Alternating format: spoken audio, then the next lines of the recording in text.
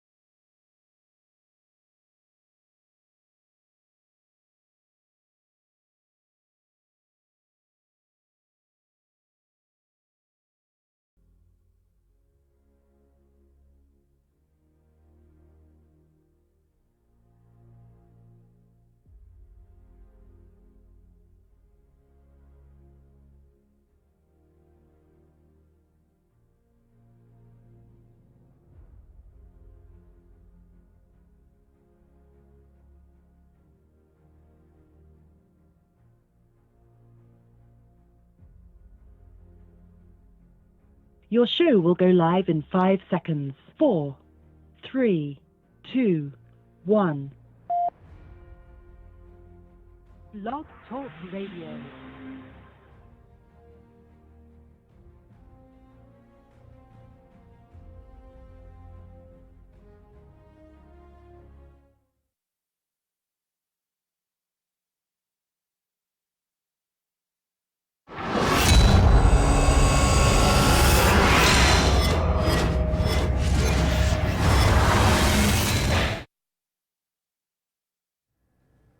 Welcome to the show. This is Trucking with Authority. Thank you for joining us another Tuesday evening. This is the show to help you on your journey to success, and for the next hour, consider me your navigator on that journey.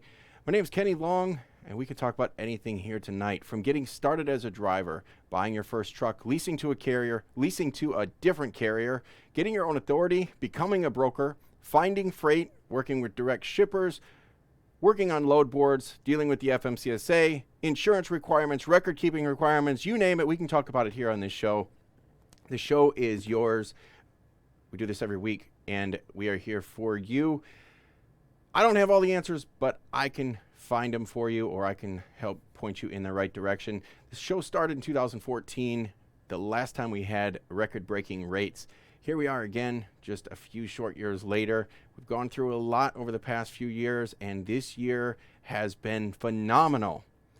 But we are seeing changes in the industry, and we're not seeing bad changes, to be perfectly honest. We're seeing very typical trends, but a lot of people are in panic mode right now. I'm here to tell you that if you are in panic mode right now, this is the show for you. It is time to batten down the hatches. It is time to run a tight ship efficiently, save every penny you can. Now, I say that only because I said the same thing 4 months ago, 6 months ago, 8 months ago. When we were seeing record-breaking rates, I was warning people to put that money in the bank. Don't go buy a new Harley. Don't buy a snowmobile, a boat, a house, what have you. This has been a phenomenal year. There is no question about it. Absolutely phenomenal year. But what goes up must come down. And frankly, the bigger you are, the harder you fall. We have had some huge rates. And for good reason, the market is adjusting. I'm going to talk about the rates a few minutes here, and we will move into some of the predictions, some of the methods that you can use to both run your truck more efficiently, to put more money on the bottom line, to keep more of the money that you make, which is really the most important thing that you can do. And again, this is something that unfortunately I don't stress it enough. There are a lot of people that talk about saving money. I have, with this show since the beginning, I've taken the road of let's negotiate for higher rates, let's dispatch better, and I've worked on increasing the top line number, the gross revenue that you bring in. I have worked hard to try to increase that as much as possible because unfortunately there was not a lot of advice out there, a lot of people out there working with negotiation and trying to explain the rates and lanes. So I tried to bring that into the industry, tried to supply that. We've got people out there like Kevin Rutherford, where that's where my roots were with this show. And he focuses a lot on saving money and cutting your expenses. So while he was doing that, I was working on the other side, trying to focus on driving the higher end revenue. But I'm on my own now. I'm running my own show now. And I think I need to diversify and I need to cover all the bases. I know there are people that listen to me that don't listen to other people and vice versa, or may only catch me periodically. I want to make sure that I am spreading the entire message. And yes, absolutely focus on the top line. This year has been phenomenal. It's been fun. It has been fun to talk about how much money we can make, the negotiation tactics that I've talked about and that I've been trying to teach work great. And it's easy to see how well they work in a really good market, because when people basically have a blank check, no matter what question you ask them, it's going to work, right? But we are in a situation now where those negotiation tactics and the techniques, you really have to refine those. You have to know the markets, understand what you're looking for, and really target both the rates and the lanes, which is a lot of my focus. However, it's extremely important now. I can't say that it's more important than it was before, but certainly a definite big place that you should be focusing on. It's where this is the low-hanging fruit, so to speak. This is where you will get the most return from your investment, the biggest return from the focus that you put in.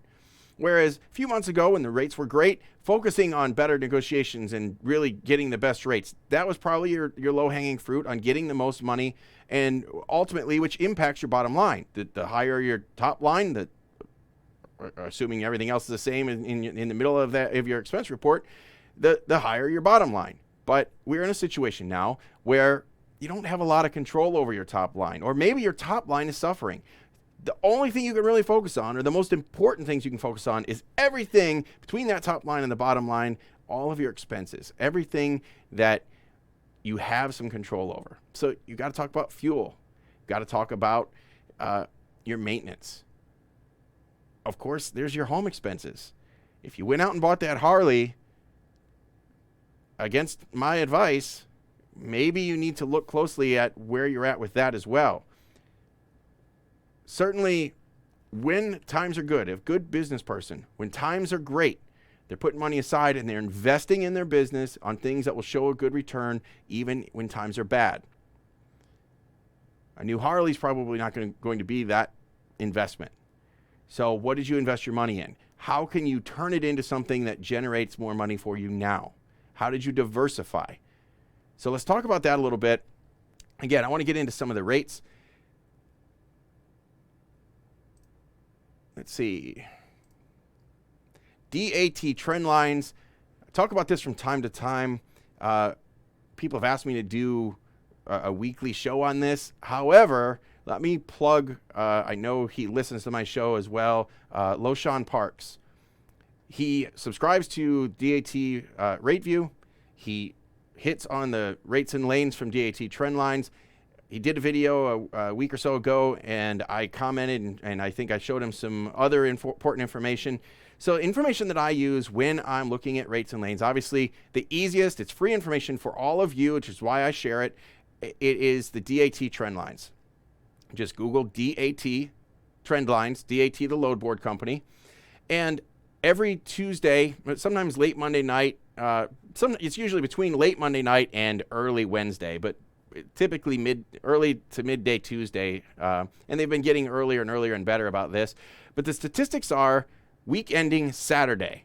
So this past week ending Saturday, 10/20, And I like to gauge everything. I talk a lot about the van markets because the van is the biggest commodity truck out here. I like to gauge the van market, and I talk about the others as well, but the more you get into anything outside of that biggest general commodity, the more niche market you have. So your flatbeds, you've got flatbed, but it's also a lot of the step decks, RGNs are also lumped in with some of those numbers. You've got reefer, which in and of itself is kind of a sub-segment of the van segment. Reefer is a big enough segment that they've got their own statistics, but a reefer also competes closely with the vans because a reefer can haul a lot of van freight as well. So it is a little bit more of a niche market than van. So I like to use van as the broad picture of the entire market. So vans, 4 weeks ago, week ending Saturday, 9/29, we were at 215. I think the week prior to that, we were about 214, which is really where I thought we would bottom out. But then we had another hurricane hit. Week ending 10/6. So 3 weeks ago, we were at, in the van market, $2.17 per mile. Now, again, these are nationwide averages. Nationwide, $2.17 per mile. So it actually went up a couple of pennies. And this was, again, a big push for Hurricane Michael that was coming through. We had a lot of different factors in this. But after the storm hit, we had a shift again in the market. Dropped to $2.13 last week, 10/13. I really thought 215 would have been the floor, but we dropped to 213 last week. Now, several months ago, probably just before the July 4th holiday rush, so sometime in June, I did a show and I said I would expect to see rates. It would not surprise me to see rates back in the neighborhood of $2 per mile. That did not happen yet. I was actually surprised, and I was pleasantly surprised because it did hit the floor of around 215. And I said 215 was probably my floor, but I wouldn't be surprised to see 210, even close to $2 a mile. We didn't get down there yet, but we have now dropped below $2.15 per mile on the van rates on average nationwide. So last week we were 213. This week, obviously last week was slow. I had a lot of complaints. A lot of people asking me what to do. A lot of sky is falling. $2.11 per mile for the week ending 10/20. Now, that's the van market rates. We have seen for the past 3 weeks, we have seen a drop, 217, 213, 211. I expect to see another drop. We'll probably be below the 210 per mile this week, maybe even lower. $2 a mile right now is not looking out of the question before we start to pick things back up again for peak season Christmas rush. Move on to the flatbed segment. Flatbeds, 4 weeks ago, we were $2.56 per mile. $2.56 per mile. Compared to 4 weeks ago in the vans at $2.15 per mile. So those of you that are in vans, a lot of people in vans see that and rush out to get a flatbed, right? A lot of people did over the summer. A lot more people jumped into the flatbed segment. So that was 4 weeks ago. 4 weeks in a row, we have had a downturn in the flatbed segment. So 4 weeks ago, 256. 3 weeks ago, 253. 2 weeks ago, 251. And just this past week ending Saturday was $2.49 per mile in the flatbed segment. I can tell you that that is going to drop more this week. I have about half my fleet are flatbed or step deck, and the freight out there is scarce, very scarce. We'll talk about some of the factors that play into that here in a few minutes, but the rates are on a downward trend right now. Not completely unusual. I don't know that we should be in a complete panic yet, but we're going to come back to that too. Reefer segment, again, a little bit of a niche market compared to the van, falls somewhat under the van umbrella, but a big enough segment that it's all of its own. 4 weeks ago, $2.52. 3 weeks ago, $2.52. So holding pretty steady. Remember, we had that hurricane that hit. Reefer does play a big factor, pushing the relief supplies in, the food, frozen goods, and so forth into those areas. So that showed a steady push into those affected areas.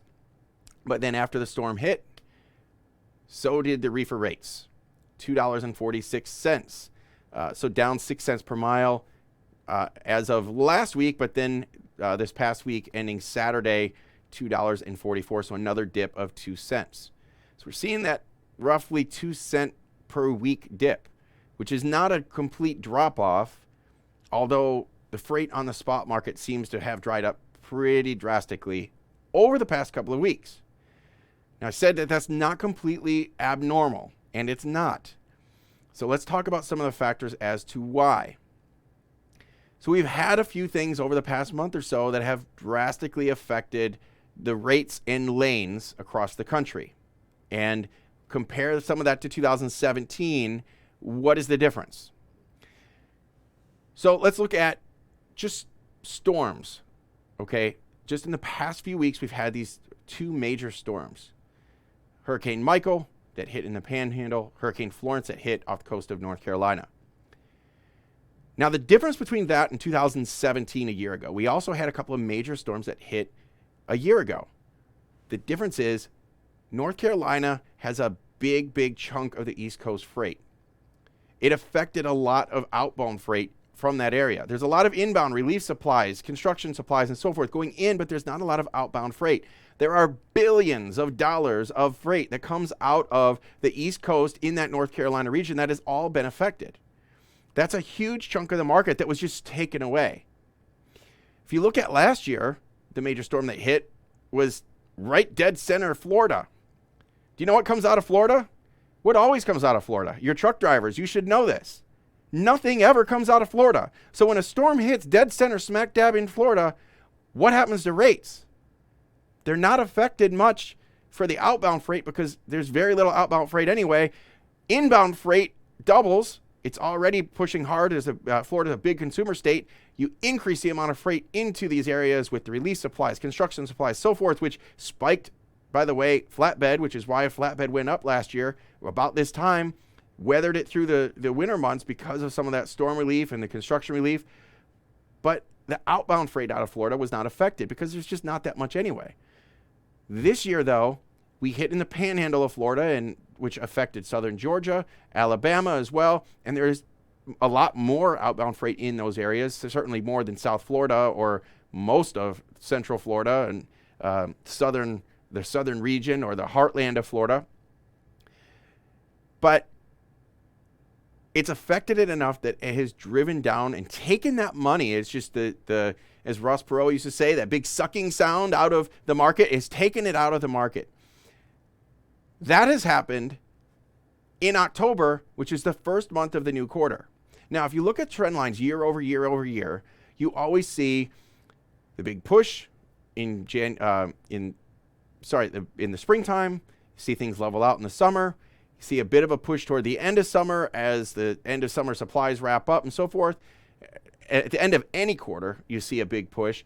But then we come into this bit of a lull, calm before the storm, no pun intended, that happens in October. It always happens in October, but this year was affected greatly by the storms. So these storms have sucked a lot of the money out of the shipping lanes right now. FEMA is putting more in, of course, and it hasn't changed the entire industry, so to speak, other than it has shifted the rates and the lanes from what used to be good areas to bad areas. And if you look at geographically where those two storms hit, you hit right in North Carolina, right on the tip of the Florida Panhandle, again affecting Alabama and Georgia. Atlanta falls right between those two. So the Atlanta freight market, and Atlanta is one of the biggest hubs in the country. The Atlanta market was hit as well. So the entire Southeast region, you might as well just cut that off the map. Now, granted, the rates outbound from the Southeast region are not tremendously strong anyway. But when you completely take the outlying borders of where the shipping starts to pick up. In other words, if you were in Miami and you wanted to deadhead to a good area, you might deadhead to Alabama, or you might deadhead to the Carolinas. That would be the next good place to get a good paying load. That's where these storms hit. They hit right on the outskirts of what would be normally the rates would be picking up, and it's really affected that a lot. So that's one of the factors. Let's look at some other factors. I've been saying since earlier this year, hold on to your money. Again, don't go out and buy a motorcycle and a boat and a car and a snowmobile and a house and all this stuff. Don't go splurging. Do not line your truck with new chrome. Don't spend it. Save it. In a market like this, wise business people save their money.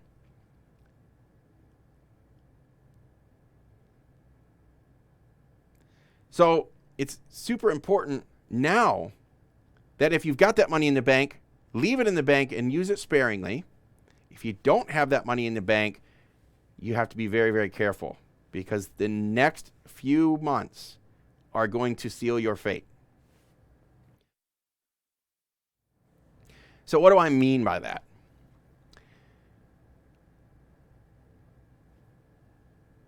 And I see some phone calls are coming in, so let me just plug that as well. We are streaming live on YouTube today. We are only on the YouTube platform now. If you see the link in Facebook, you clicked into it, it takes you to YouTube. Only streaming on YouTube and Blog Talk Radio. So it's still a call-in show. Again, the number is streaming at the bottom of your screen, 917-889-9924. We have several callers on. I just pulled my switchboard back up. Several callers on right now. A couple people with some questions. If you have anything you'd like to say or add to the discussion tonight, press number 1 on your keypad. I will take the calls. Elizabeth is screening calls. A couple people already ready to go here, but I'm going to let her screen a couple more. Again, the number's at the bottom of your screen, 917-889-9924, and we will take your calls on the air. I am trying to watch the YouTube comments as well, but it's a little difficult with everything going on. So I will get to those toward the end of the show.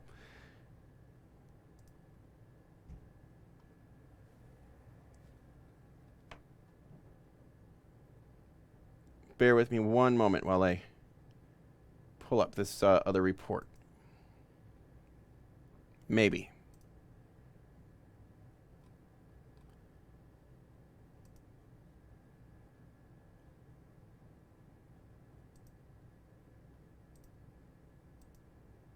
There we go.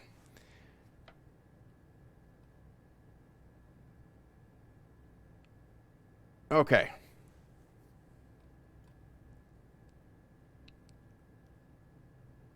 All right, so now I see your comments. Sorry, I had to bring all my screens back up.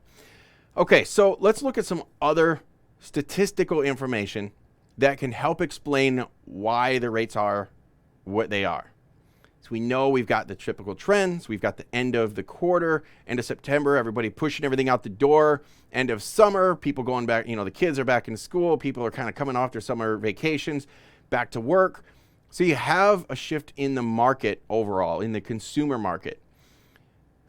The first few weeks of October are typically, again, a calm before the storm. This year it's been impacted a lot because of the literal storms, but it's also been affected by the market. Now, I was at the utility trailer dealer here in Orlando, Florida earlier today, and I'm looking at some used trailers. I would be looking at brand new trailers. The funny thing is, if you want a new trailer right now, get in line. New trailers are on back order. I think I mentioned this before. My local Florida utility dealer here got 60 new trailers in last month. 60. And before they hit the dealer lot, before they made it to the showroom floor, each and every one of those 60 trailers was sold. Every single one of them. And those were standard spec, run-of-the-mill trailers. Nothing super special about them. Every trailer dealer in the country has been experiencing that same thing. If I want another trailer, their next batch of trailers comes in November, and most of those are already spoken for as well. These are just their standard trailers. If you wanted a custom spec trailer, you're looking at 4 to 6 months out, at least. The same thing is happening with trucks. New truck market has been just exploding this year. Through the roof sales for every brand, make, and model of truck, including your pickup trucks, your heavy 1-ton, F350s or 450s, 550s that are the hotshot trucks. Through the roof sales on those. Your Class 7 trucks, Class 8 trucks, your Kenworth Freightliner, you name it. The sales are through the roof. The new trucks have been selling like hotcakes. With the new trucks, there's a couple of things affecting that. Number one, people held off on a lot of buying because of an uncertain future with the market, an uncertain freight market, plus combined with the truck technology. So for a long time, they were holding off on buying trucks because trucks weren't that reliable. They were buying what they needed. That was it. Round about this time last year, August, September, October timeframe last year, we started to see a huge spike in rates. Rates were starting to climb toward their record numbers that we saw early 2018. Started to see those increases in August, September, October. That's when people started placing their orders. We had the election year happen 2016. As soon as that election happened, we had money loosened up. To say what you want about politics, these election years do play an effect. Regardless of what side of the aisle you want to support, politics plays an effect in the economy, in the trucking. And what we're seeing right now is we saw a big spike and a big push for new trucks early into mid 2017. And a lot of the trucks that they ordered early mid 2017, they took delivery of in the third and fourth quarter of 2017. And those orders continued to push.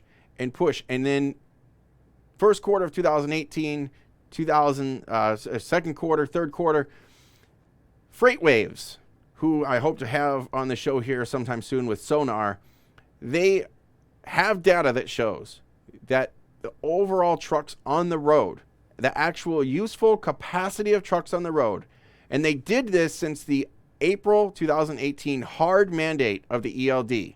That was what they were looking at. The hard mandate of the ELDs. Did ELDs affect the market? They wanted to know, has there been a downturn? Have we seen less capacity? Have we seen an issue? And because they were looking at rates and they're trying to compare what's going on. But what they found is because rates were so phenomenal that the market overall has added 4% more trucks, actual useful trucks on the road.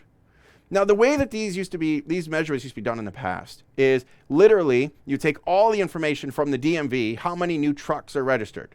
So, well, this year we have 100,000 trucks. Next year we have 104,000 trucks. We increased it by 4%, right? They're actually registered at the DMV.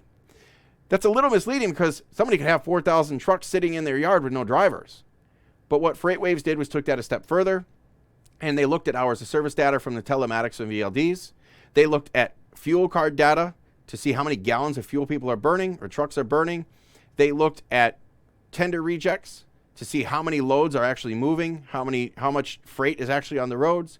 They're looking at all of these factors. They're comparing all of this to see how many, not just trucks are actually sitting in the yard, new trucks are sitting waiting for a driver, but how many are actually useful. And they're estimating that we've actually increased capacity by about 4%. That is huge. So let's talk about that 4% number. Now, I mentioned that I started doing this show in 2014, 4 years ago. 2014, we saw record-setting rates.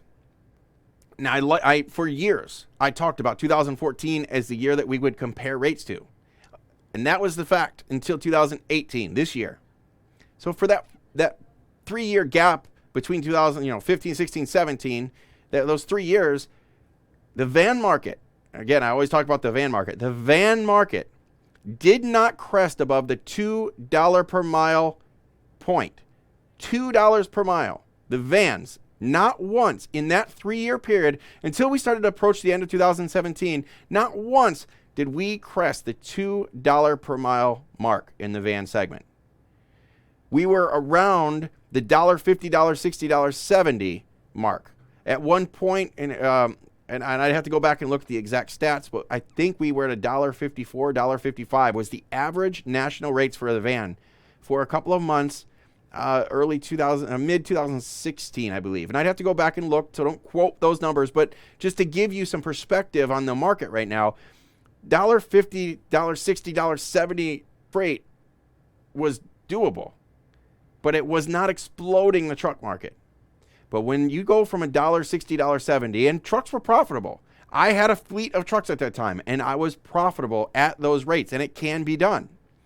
When you can be profitable at $1.60, $70 per mile on average, granted, not every load was, knocking it out of the park, but not every load was, you know what I'm saying, above or below average. But that's what an average rate is. Some are better, some are worse. But that average in the $1.60, $70 mark was profitable. And if you run a tight ship and you're careful about it, it's good. But people aren't going out ordering trucks by the dozen at that rate. because it's not so profitable that there's huge opportunity. So the market in 2014 that we saw explode, huge, that I compared everything to for 3 solid years. That was the market that was record setting. That was the market we talked about. Everybody talked about that for 3 solid years. The analysts predict or say that fluctuation and what caused those rates to spike for that year was a capacity crunch of about 2 to maybe 3%. 2%. Let's back up a little bit. Since April this year, since the hard mandate, we have added 4% to the capacity. 4%. So if 2% to maybe 3% was enough to spike rates a few years ago, dumping 4% more, not just registrations that we added, that we were looking at in 2014, but actually useful miles, useful capacity. We added 4%. What does that mean? The market has equalized. Supply and demand. A lot of people came back to this industry. And I know that for a fact. I have people that are working for me that went out and bought trucks, that got out of the industry once upon a time. I won't call him out by name, but he was a crane operator for several years. He saw the market. He saw the market was doing great. He decided to buy a truck and get back in. A lot of people did that. There are a lot of people that are just getting into the industry for the first time right now, because for years, pay was horrible. Pay is still not great, but almost every single fleet out there has increased pay dramatically over the past couple of years, really. So we are luring new drivers in. We are luring old drivers that left back in. The ELD has not had a negative effect that we thought it would, pushing a lot of people away. It has actually brought rates up, brought drivers back in. So it's actually had a positive effect on the economy overall, but not necessarily anymore on the trucking industry. The rates in the trucking industry have plateaued and they've started to settle down. So what does that mean? What can you do? Again, pinch your pennies. You have to know your numbers. I don't know how many times I can say this. Every problem in the industry, whether it's you need to learn to negotiate better, step 1, you have to know your numbers. You need to learn how to run your business a little better, step 1, you have to know your numbers. You need to learn how to dispatch better, step 1, you have to know your numbers. What else? You name it, the first step is always you have to know your numbers. Because if you don't know your numbers, you cannot make an educated decision on what to do next. The worst possible thing that you could be doing right now is running your business on some made-up imaginary rate per mile because you don't know your numbers.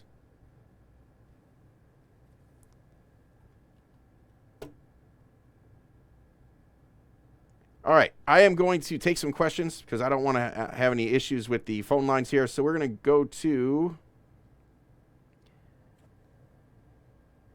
let's make sure we're good on the phones here. Okay, we're going to go to Harry in New York. Harry, are you with us? Yes, hi, Kenny. Yes, I'm here. All right, what's on your mind? Well, I had a comment and your opinion on the comment. Okay. About the rates.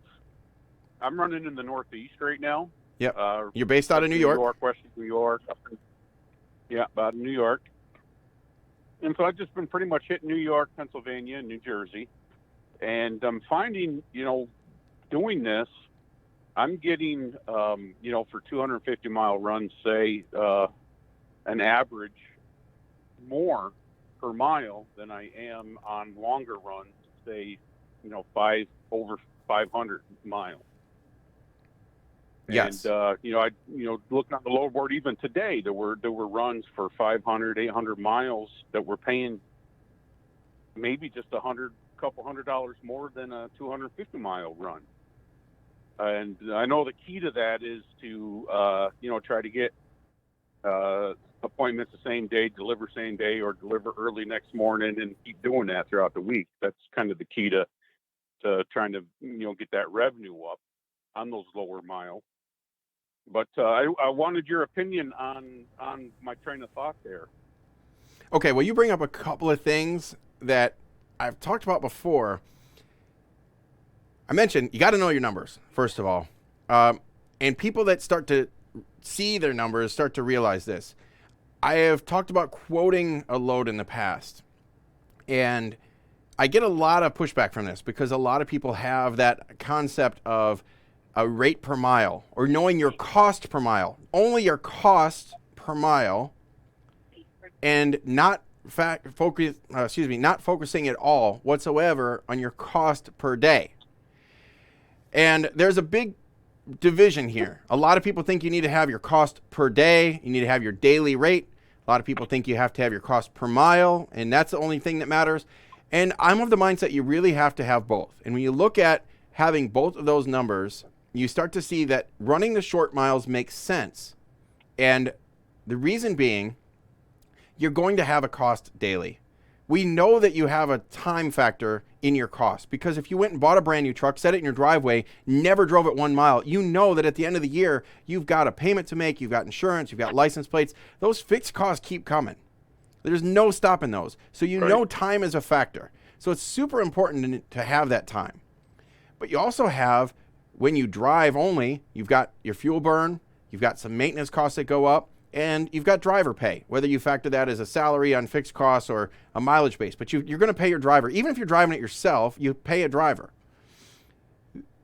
So we know that time is a factor and miles are a factor. Those short miles that are only 250, 300 miles, they typically take you all day. Even if you can deliver same day, they typically take you same day. So your rate per mile, just to cover your costs, your rate per mile is higher. Now, if you signed on with one of the mega fleets as an owner-operator that paid a mileage basis, you'd see that typically they have a tiered rate. So, in other words, 50 to 100 miles might be $2 a mile. Excuse me. 90%. Thankfully, I can turn the microphone down when I have to cough. But so it might be $2 a mile if it's 50 to 100, and maybe $1.95 a mile if it's up to 200 miles. $1.90 if it's 300 to 400 miles, and so forth. So it'll be a tiered rate. The more miles you run, the less you get paid per mile. The reason for that is your costs get spread out. Your daily fixed cost gets spread out over the more miles you run. So what we know is by running those short miles, if you can cover your costs right up front, so even if you just go right across the street, 1 mile, okay, and you can cover, let's say your daily cost you figure is right around $300 per day, and your mileage cost on top of that is another 50 cents a mile. Literally, just to go across the street, your cost is about $300.50 per mile. Okay, we know that. So if we can use that information when we're quoting a load, and we look at those miles that are 250, 300, if we can focus only on running the short miles, but maximize the revenue, we can be much more profitable, especially in a market like this, running short miles than running the long miles. Now, one of the YouTubers, so to speak, that I have a conflict with about this is his YouTube name is Trucking Exec. Okay, and what he says is cost per mile is the only thing that matters, and you only want to get your costs factored into your rate. Where I have a problem with that is, every time he finishes one of his shows, and he's a good guy, and he does great cost per mile stuff, and I recommend everybody check out his channel. His information about how to figure your cost per mile is spot on. It's perfect. My theory, factoring in time and a cost per day in addition to the cost per mile, is just another step that I think everybody should try to take to just get the relativity factor of the time and what it plays on rates. But what we know is, if you can focus on running those short miles, and you can get your cost covered in the first few miles, everything else is profit, and you can be much more profitable running those short miles. And then, like as he says at the end of the show, he does, stop worrying so much about making miles and start focusing on making money. So the short runs absolutely can be more profitable. Now, One of the other thing that you mentioned was you run New York, New Jersey, Pennsylvania. Do you know how many other people run New York, New Jersey, Pennsylvania? I can tell you because you're probably a lot. I would disagree with that because I can tell you you're leased to us here at Patriot Star, and a good significant portion of our drivers avoid New York, New Jersey, Pennsylvania. As a matter of fact, I have one of our drivers right now that is driving my truck as an owner-operator team operation, but one of them got out of their truck and is driving my truck right now. And so I'm dispatching her, and I sent her or offered her a load going up to New York. And she says, what did I do wrong? Okay, I mean, that was her response. I'm being punished. Yeah. What did I do? Because people don't like to go up there. They certainly don't like to go into the city or out on the island. But that's a niche market. The over-the-road drivers, there is a huge portion of drivers that only want to run the West Coast or that don't want to come, anywhere into the Northeast. I mean, no further north than Pennsylvania. I've heard that from probably hundreds of drivers, and I'm sure there are hundreds of thousands of drivers out there that use that as their line. The Mason-Dixon line that's it. Pennsylvania, no further, that's it. I will not go any further than, central PA, that I'm done. They won't do New Jersey. They won't do New York, for a lot of reasons. The tolls, the traffic, the political stuff that happens up there in those states. So there's a lot of reasons people avoid those states altogether. So running those states and running short miles, you have your own little niche right there, and you can do fantastic. I would highly recommend it. I think that's a very good way to stay profitable, stay focusing on those. As a matter of fact, our highest grossing truck right now, who's out of right on the Ohio-West Virginia line, is talking about doing the same thing. He's been doing some long-haul stuff. He maximizes his hours. He uses the 8 and 2 split all the time to try to make sure that he, manages his hours of service as best as possible, literally right to the limit on his hours of service all the time. He's running, 3,500 miles a week. He is our top grossing driver, but he's also our top net driver. He's killing the market. He's getting the top rates, and he's doing it right, okay? And he's got the mentality of make hay when the sun shines, and he's killing it. But he's having a hard time right now because of the downturn. He pulls a flatbed, and flatbed is probably taking the hardest hit right now. It's down in all segments, but flatbed especially is one of the weakest. So he's decided, you know what?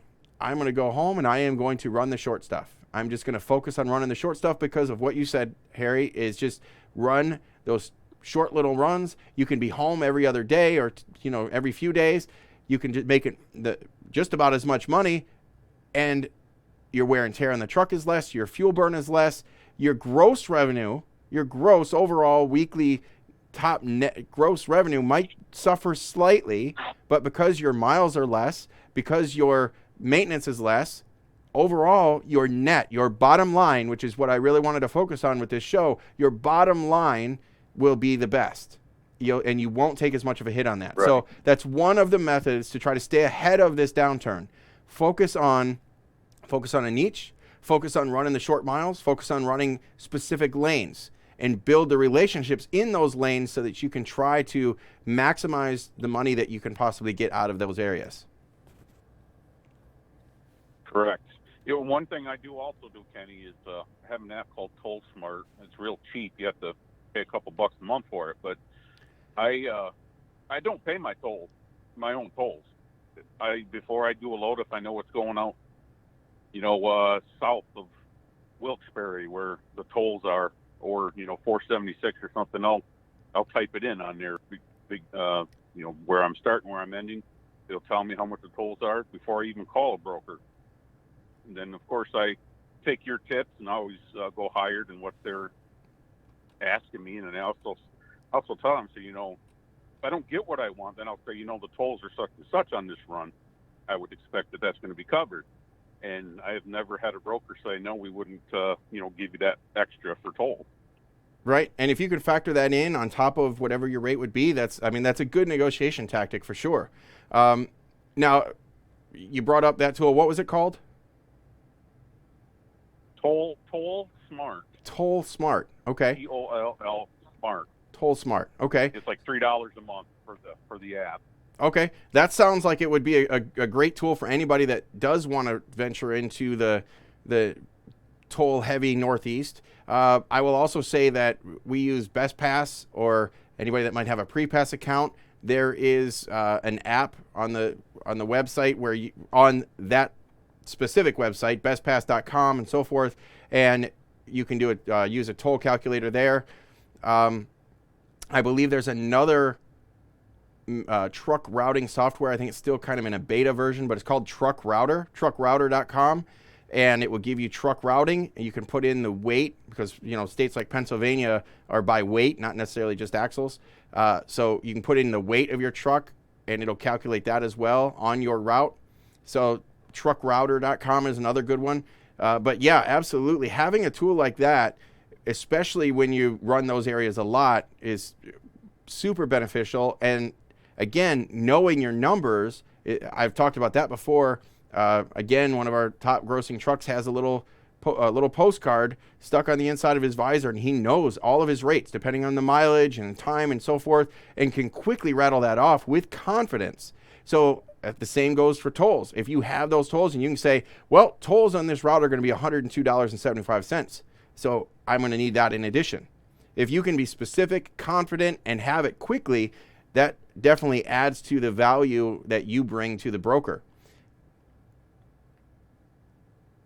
Yes, it does.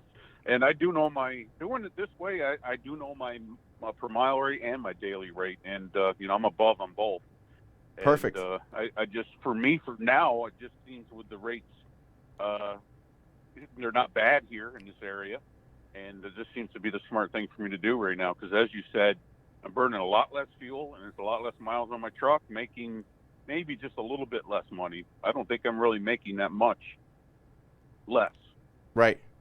Yeah. And if you think about it that way, what are you giving up? You're not on the road for weeks at a time. You're not going to make a whole lot more being out running weeks at a time. So what is the trade-off? There's a lot of value to that as well. So you might as well take advantage of that value. And I'm going to put you back on hold. Do have a couple other questions. Elizabeth's screening another call. Just go down the list. Looks like Josh is up next. Josh, welcome to the show. What's on your mind? Hey, what's going on, Kenny? First, I just want to make sure, can you hear me fine? Yes, perfect. Awesome. Great. Hey, I'm a really big fan of the show. This is a first-time caller, but definitely not a new listener. And also, I really do enjoy what you've done with the Trucking with Authority Facebook group and also the Rates and Lanes Facebook Awesome. group. So thank you for what you do, sir. Definitely want to throw that out there. Well, thank you for the support. So I really like the subject and the topic that you're on right now. I'm really glad that we're talking about this. I also keep up with Freight Waves, and they're a great publication, and I really love what they do with the data they put out. You put out some great statistics on DAT. I am one of those, and I'm assuming from what I hear that there's many of those that got a new authority this year, and I am also one of those. And so it's interesting to hear you touch on the rates from 15, 16, and I think you include 17 on it, hearing that, the van market was between $1.50, $1.60 average. And also it's interesting hearing how you were able to be profitable during that time. That's something I wanted to address was what are your thoughts on, and I think you did address it a little bit during this show, but, with the Q4, the big Q4 push, the holiday push is, as we all know, it hasn't hit yet, so it's definitely coming in late, I'm assuming. And then also wanted to hear your thoughts on, with the increasing fuel cost and us walking, if the big Q4 push hits late, which looks like it is, then, it's going to be short-lived. We're going to walk into January, February, March with a typical lower end of the year when it comes to volumes, et cetera. And with the increasing fuel costs, what are your thoughts on that, and any advice for new authorities and people to survive through that season? Okay. I will say this. If you don't have the iron in the fire already to get your own authority, so if you're not going to be active by November 1st, do not do it. Okay? And even then, if you're going to go active right away, right now, good luck, because it's going to be a tough go of it right now. Quarter 4, I expect quarter 4 will be strong because of a couple of things. We will have the Christmas rush, the push for UPS, Amazon, so forth. We're going to have that. It's going to be strong. The numbers are already coming back. We are going to have, they're already struggling to cover their predicted volume. So the mega fleets are turning away loads. The tender rejections on this, I expect, will be huge. A lot of it's going to hit the spot market. Rates are going to be great for those loads. However, as you mentioned, it's going to be short-lived. It's going to be a little late going. We are starting to already get some of the feedback that it will be starting probably second week of November, which is typical. Typically the third week, Thanksgiving week, just a few days before Thanksgiving is really when things pick up, and it'll go right through Christmas. I think it's going to be very, very strong for that small time frame. In the big picture, those 5 or 6 weeks is a very, very short time frame. Now, we're going to have the UPS stuff, the big holiday package delivery companies, not just UPS, but FedEx, the U.S. Postal Service, even the little bit that DHL contributes, and all the other little package delivery services. It's going to be a huge push this year. We know that online sales have put most of the big brick and mortar stores on the verge of bankruptcy. Sears practically closed its doors this year. We've got the JCPenney's and the Macy's and those that are absolutely doing everything they can to compete. You've got Walmart, who has shifted their huge brick and mortar business, and they are pushing a large amount into online sales to compete directly head to head with Amazon. So we know for a fact that online sales are going to be huge, which is why we're predicting the big record breaking package delivery rush this year. So that's good news for us. But again, Christmas Day will be the cutoff for that. Okay. In addition to the package delivery, I mentioned that we will have, we had these 2 storms hit in those 2 key strategic areas of the country. North Carolina has a huge volume of freight coming out. The Florida Panhandle, the southern Alabama, and Georgia have a huge contribution to the freight market. They've been hit. They've been on hold. They're holding back. A lot of those factories and so forth are not even fired back up yet. In fact, they just today reopened some of the schools. A lot of the stuff is completely demolished in the Florida Panhandle. Just today reopened some of the schools, which means life is not anywhere near at all close to being back to normal up there. It's going to be a few more weeks. Well, a few more weeks is going to be peak season.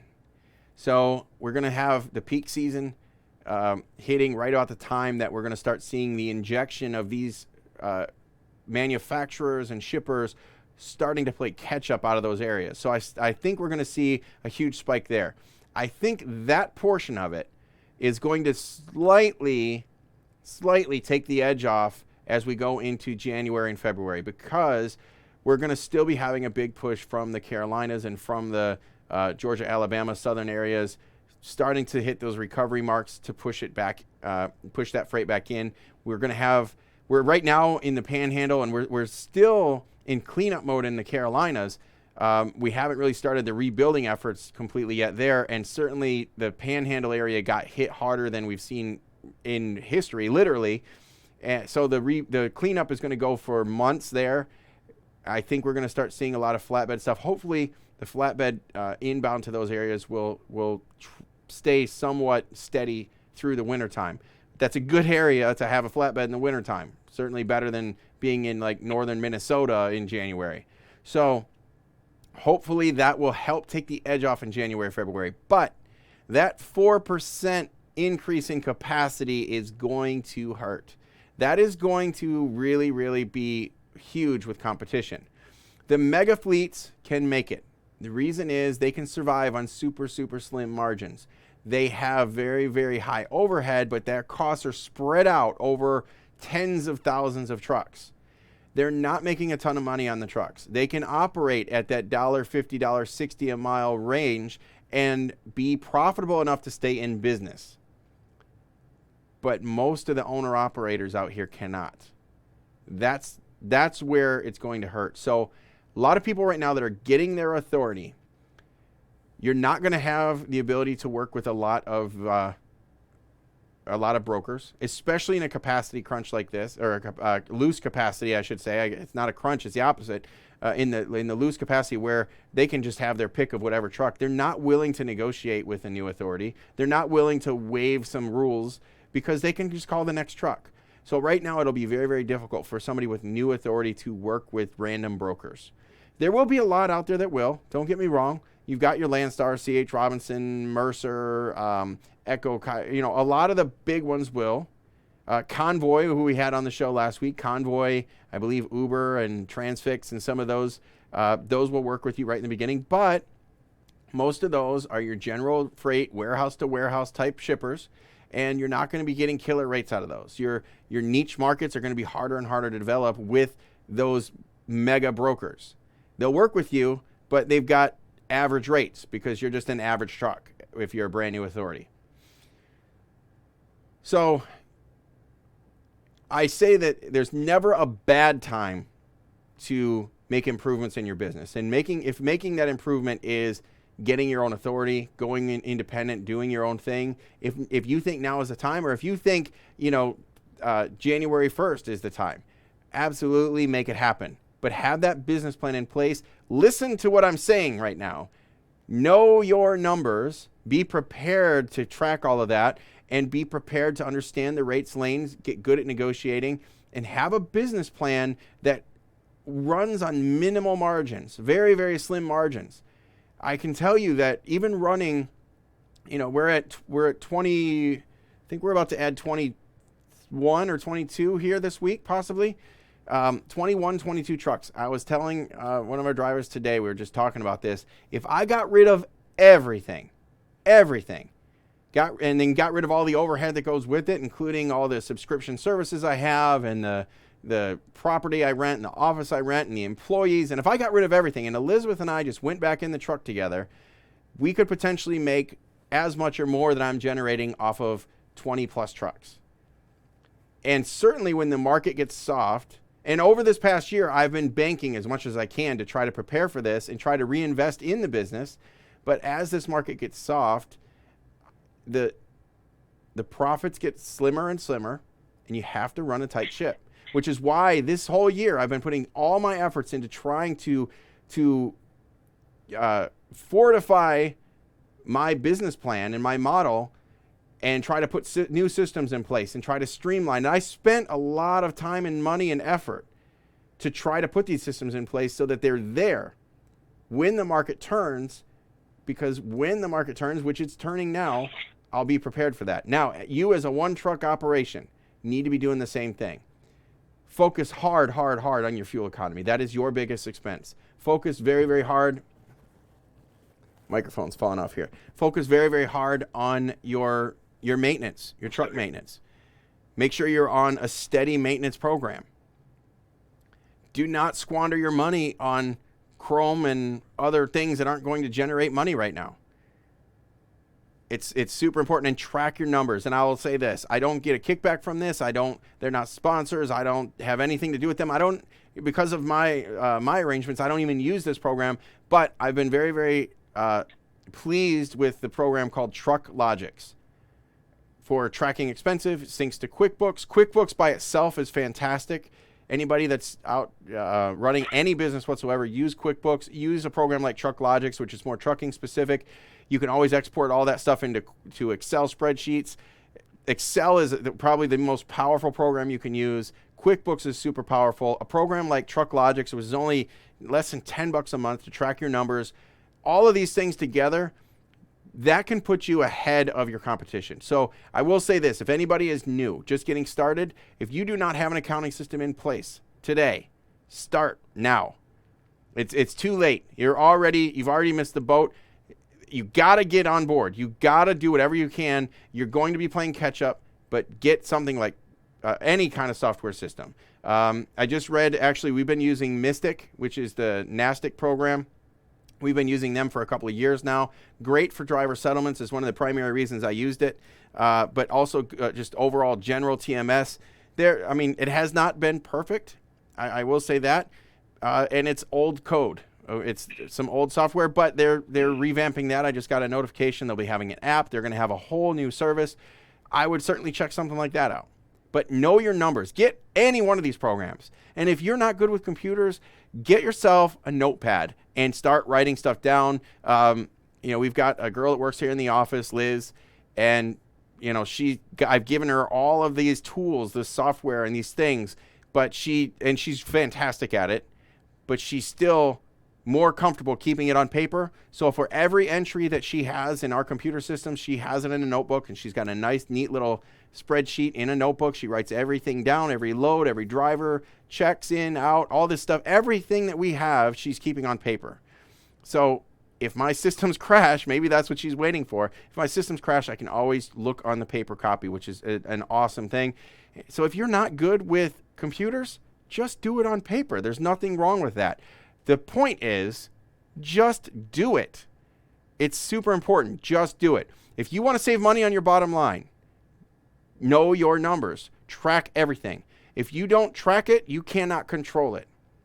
There's a quote that I wanted to add here, and it's not on my screen right now. But basically, if you don't track it, you can't identify it. And if you can't identify it, you cannot control it, eliminate it, fix it, any of the above. You have to know your numbers, and the only way to know your numbers is to control it. And even in my business, there have been so many times where I'll be looking at I discovered one just the other day. It's like a couple $100 a month for a subscription service that I haven't used for the entire year of 2018, and I've been continuing to pay for it, and it slipped through the cracks. I didn't realize. And if I would have been watching closer, and I'm punished myself for this, if I would have been watching closer, I would have caught it, and it would have potentially saved me. Well, now, because we're already in October and it's been going on for so long, it probably would have saved me well over $1,000. But I just threw that money away because I wasn't paying attention to my numbers close enough. That I lost focus of the numbers. And if you do that, it hurts.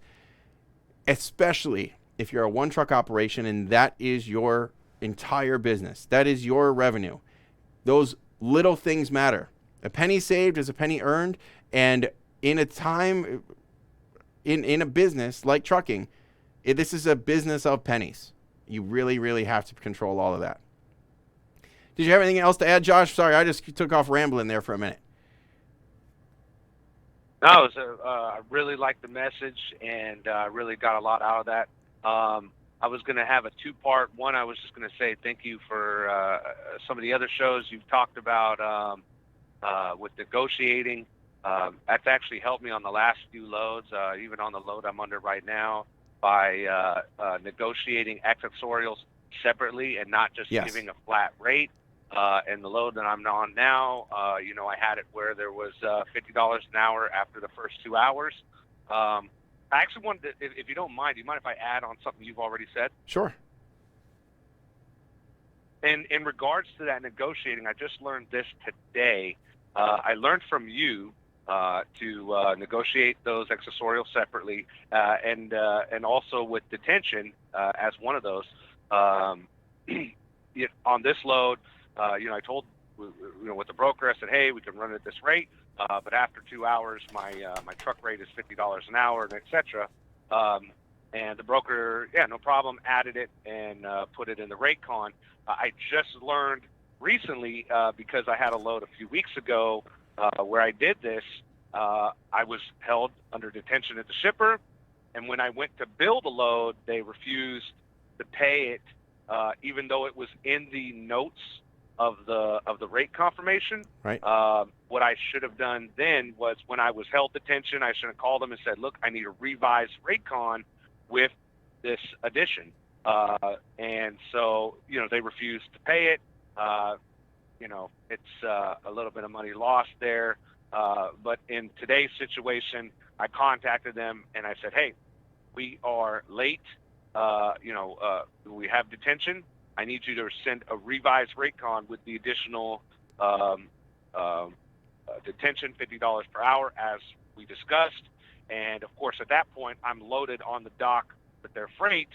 So, they're not really going to play so many games with that. They're going to go ahead and send it to you. They want that freight to get there. So, that was just something I wanted to add on that, on what you said. thank you for that. That was a really good negotiating tool that I got from your show. I wanted to ask your thoughts. The last thing I wanted to add in was with the increasing fuel cost. I overheard this. I think I can't remember where I got it from, but I heard this quote that said you can't kill an owner-operator with cheap fuel.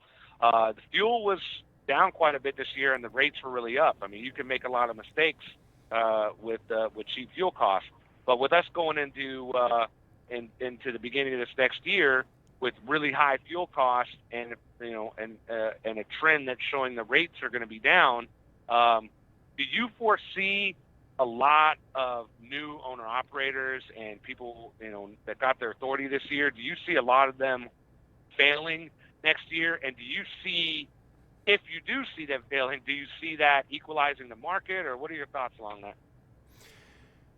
Okay, so you have a few different questions in there, and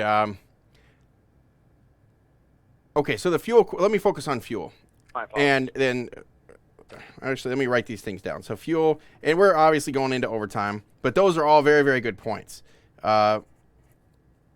Fuel, and then failing for the new operators, right? Okay. Yes. So, Yep. So you can't kill it. Higher fuel cost, potential, a lot of failed owner operators. Right. Okay. So the fuel surcharge, I don't care what the price of fuel is. It's good for me. Okay. And I'll tell you why.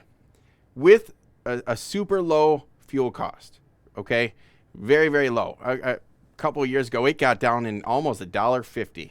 All right. I was getting to the point where I was starting to see that fuel surcharge number approaching zero. Okay. Which is awesome. I don't care how cheap the fuel gets, because the cheaper fuel gets, the less I have to worry about the cash flow for fuel. With running 20-something trucks, I am spending, we're burning almost 22,000 gallons a month right now. And with the price of fuel going up, I have to pay, several $4,000 or $5,000, I guess getting higher now, $5,000-$6,000 daily to keep these trucks running just in the fuel cost. If fuel prices go down, that's less money for the cash flow that I have to worry about. So cheap fuel is great for cash flow for me. I don't have to worry about it. And same with an owner operator. The lower the cost of fuel at the pump, the less cash flow you have to worry about. That's good news. Not having that outflow of cash is always a good thing for any business. That being said, the higher the price of fuel goes, the higher the rates go. And where people lose a connection with that is on the spot market, you really don't have a fuel surcharge, okay? Because every load is negotiated with an all-in rate, and the fuel price, the cost is included. Your cost of operation is always included in the price that you quote. It doesn't matter if you break it out as a line item or not, it's included. Now, a fuel surcharge is simply for a long-term contract to adjust for the difference in fuel fluctuation prices, okay? The difference in cost over time. So if fuel is $1.50 per gallon today, and I can move a load for $1,000, but then fuel goes up to $1 or $3, the fuel price doubles. If my fuel was $150 of that, well, now fuel is going to cost me $300 instead of just $150, which means if it was $1,000 before, now I need $1,150 to move the load and get the same profit out of that load. I don't know if those numbers are going to be easy for everybody to calculate, but in other words, if fuel prices go up, the rate has to go up an equal amount to justify the fuel cost. Now, fuel surcharge, and I'm going to blow through this quick because I could do a whole show on fuel surcharge. Fuel surcharge is typically calculated on a 6 mile per gallon average truck. And it doesn't matter what the base price is. I have seen the base price at $0. I've seen the base price at $1, $1.10, $1.25. I believe $1.25 is typically where you're at. So for every 6 cents above $1.25, the rate per mile should increase about 1 penny. Now, where people can take advantage of the fuel cost is if fuel prices go up to compensate for a 6 mile per gallon truck. If you have a 7 mile per gallon truck or an 8 mile per gallon, or it's not unheard of these days to have a 10 mile per gallon truck, that means that extra increase in price is profit in your pocket. It's bottom line money, which means the higher the price of fuel, the more money you make. It's a break even if you only have a 6 mile per gallon truck. If you have less than 6 mile per gallon truck, you're losing money. So if it's less than 6 miles per gallon, and a lot of I call them, and it's not disrespectful in any way, but I call them super truckers. The super truckers that are running these long hooded trucks with zero aerodynamics because it looks cool, but they're getting 4.5, 5 miles to the gallon. They're losing money when fuel prices go up, and they're the first ones to complain about high fuel prices. But the guys that are out here running these, 2019 Freightliners, which are the most aerodynamic trucks on the road these days, with full skirts and trailer tails and nose cones and all of the gadgets and gizmos that are out there for aerodynamics, if they have all this stuff and they're getting at 10 miles per gallon, they are begging for somebody to blow up an oil refinery somewhere. Somebody do anything you can to increase these fuel prices because it's money in their pocket. That's where the fuel surcharge comes into play. But on the spot market, there is zero fuel surcharge. I don't care if the broker breaks it out as a line item, there is zero fuel surcharge. And there are carriers that will, if a broker puts it as a line item, they will pay that 100% pass through. The problem with that is you don't have any clue what the broker's fuel surcharge formula is. I have absolutely seen brokers just put a random number in there to make it match the, if it's you quote them $1,000, they'll put, and it might be a 1,000-mile load on a partial or whatever, and they'll put $900 as the line haul and $100 just because it makes the number 1,000 even. Okay, there is no rhyme or reason to what brokers put on a rate confirmation as a line item, and unless you know that whole idea of there's fuel surcharge on this and it should be passed through to the end user and all that stuff is nonsense, because it doesn't flipping matter, because it's a made up number. Fuel surcharge needs to be negotiated on a contract long term. You need to have a rate. You need to have a very strict formula.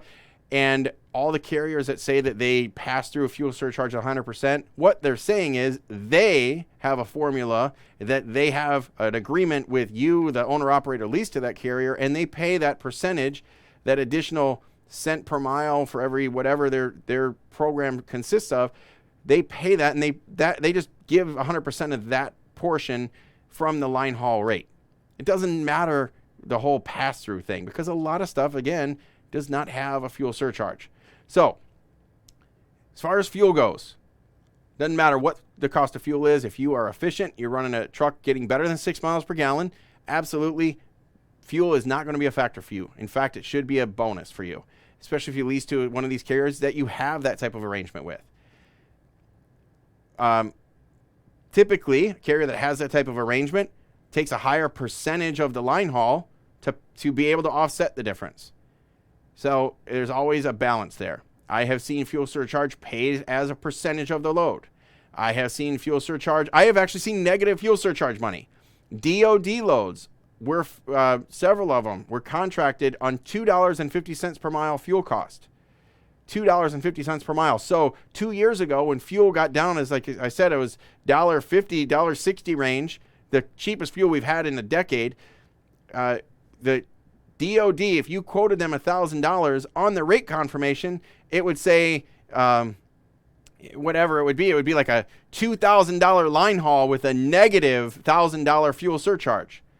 Oh, I wish that I could have heard one of the owner operators begging to have that fuel surcharge pass through. I would have loved that $2,000 line haul, but you're gonna have to pay them the fuel surcharge. And I saw rate confirmations and I saw contracts that had it that way, because the base price was $2.50 per mile, and it doesn't matter. You could set a base price at $10 per mile, whatever that is, whatever that number is. It's simply to offset the cost of fuel, and you can set it at any range you want to, $0, $10, $100, and it could be a negative number, positive number. All it is a gauge to change the price of the load depending on what the actual fuel cost is. So, all right. So there's a whole rant on that. I didn't mean to go off on that, but owner operators, cross that one off the list here. Check. Owner operators failing, absolutely. Again, if you have money in the bank, hold on to it, because this time next year might be a good time to go to the auction. Yeah, I bet you can get some good deals next year. Somebody that's running an efficient operation could thrive and flourish no matter what the market does. Just like I was talking about with fuel costs, doesn't matter if it's good rates or bad rates. There will always be a way to be profitable in any business. You just have to find the way. Somebody that's just starting out now that has all of the marks against them, everything, brand new authority, no contacts, no freight lanes, no customers, nothing, they're going to, and then goes out and buys a brand new truck, they're going to have a hard go of it. No question about it, they're going to have a hard go of it. Somebody that's established, has their expenses under control, has an affordable truck payment, they're probably going to be able to survive this. It's all about running an efficient operation. That being said, a lot of people got into this business and join any of the Facebook groups, mine or any of the others, and the sky is falling. I didn't even go through the comments here yet on YouTube, but I already saw that. It said something where the sky is falling, and that's absolutely true. I'm seeing that everywhere. People are afraid they're going to lose their truck already, but we're still currently, the average rates nationwide are still currently 30 cents a mile more than they were just a couple years, really just over a year ago. I shared those numbers a couple of months ago. June, July, August last year was when we were seeing those $1.70 a mile rates. We're currently on the van at $2.11. I'll have to pull up some of the old reports to see some of that further back, but we're currently at $2.11 in the van. So we're over 30 cents a mile more currently than we were just about 14, 15 months ago. If you're struggling now, you're not going to make it because it could easily get back down to that $1.70 range. It could easily get there. I would not be surprised. So with that being said, Josh, I hope I answered your questions. I'm going to put you back on hold. I have another caller. I had a couple other callers, but I've got a big mouth, and I talked their ear off, and they decided that it wasn't worth waiting for me, I guess. So for anybody that fell off the call, I apologize. I need to be a little more prompt with that. I will work on that. But I'm going to go to Jeff in Texas. We're going to wrap things up with Jeff in Texas, and I will get to some of the YouTube comments before we finish up for the night. Jeff, welcome to the show. Yeah, good evening, Kenny. How you doing, man? I've got, before. Can you hear me? Yeah, absolutely. Before I came on the show, I was telling Elizabeth, I'm not really sure that I've got a lot to talk about. It's going to be a short show tonight. I say this every week, but here we are, an hour and 15 minutes into it, and I just cannot keep my mouth shut. I'm talking people's ears off. So, but yeah, what's on your mind? Well, I want to talk a little bit about some good information that Harry provided about the short runs and making good miles, but I was going to add a little bit to that myself, but biggest thing I want to talk about is like with the demand for the uptick in demand for trucks. I think a lot of that is fueled by the fact that the newer trucks are finally becoming more reliable as they get the technology tweaked on them. Agreed. And another thing too, a lot of the older trucks that we've been running for a long time that are 20 plus years old now, it's getting impractical to keep a lot of them on the road because after 2 or 3 million miles, a lot of stuff is wearing out on them. And of course, when you're out on the road and you have something break, it's not like the parts can be readily available at a truck dealer because usually once the truck is a certain age, they're going to quit supplying parts for them anyway. So it's that much harder to keep older equipment on the road. So that might be part of what is fueling the demand for new trucks out there, including glider kits. Yep, I was just going to throw that in. Engine. Absolutely. I was just having this conversation. There's one of my drivers leased to me, Columbia Glider Dave, and he's got his own YouTube channel. We were just having this conversation. I think 5 years ago, a glider kit was a good idea, but currently a brand new truck is probably if you're looking at a brand new glider versus a brand new emissions truck, I guess you'd say, I would go with the emissions truck. I agree with you, Jeff. And it took me a minute to recognize your voice, but you've been in every year or so you get a brand new truck where you're leased, right, or where you're driving for. So you've had a few of these now. Well, actually, I'm a I'm a company driver, and I've numerous trucks over the last 13 years I've worked for this company, including as you know, some of the internationals that had the Max Force engines that were notorious for breaking down left and right and everything. And Now I'm driving an International with a Cummins X15, which is the next generation beyond the ISX. And the company I drive for also has a lot of Freightliners with the Detroit DD15 engines, which have gotten better than what they used to be. So, I mean, they're coming around. The engines are becoming more reliable than what they used to be. But, yeah, I can remember a lot of times there for a while, a lot of my friends would go on my Facebook page just to see where the hell I broke down that week. Yeah. I mean, I had to keep a suitcase packed all the time because I was expecting to break down somewhere and have to go stay in a hotel for a couple of days waiting for the truck to get fixed. So it's like, it was crazy. Yeah, nowadays, absolutely. It's not near as bad, thank God. Yes, but you bring up a good point. Even the gliders, the old trucks, I have a truck. I've got a truck that's, approaching 20 years old. I mean, in some states, you get an antique tag for that. I mean, it's classified as an antique. Yeah. I mean, we're driving antique trucks and we're still trying to rebuild them and keep them on the road. And I get the idea and the concept of that, but they're not efficient. Even some of the most efficient trucks from the 98 to 2002 time frame, which is what they try to rebuild the gliders to be. It's that 98 engine.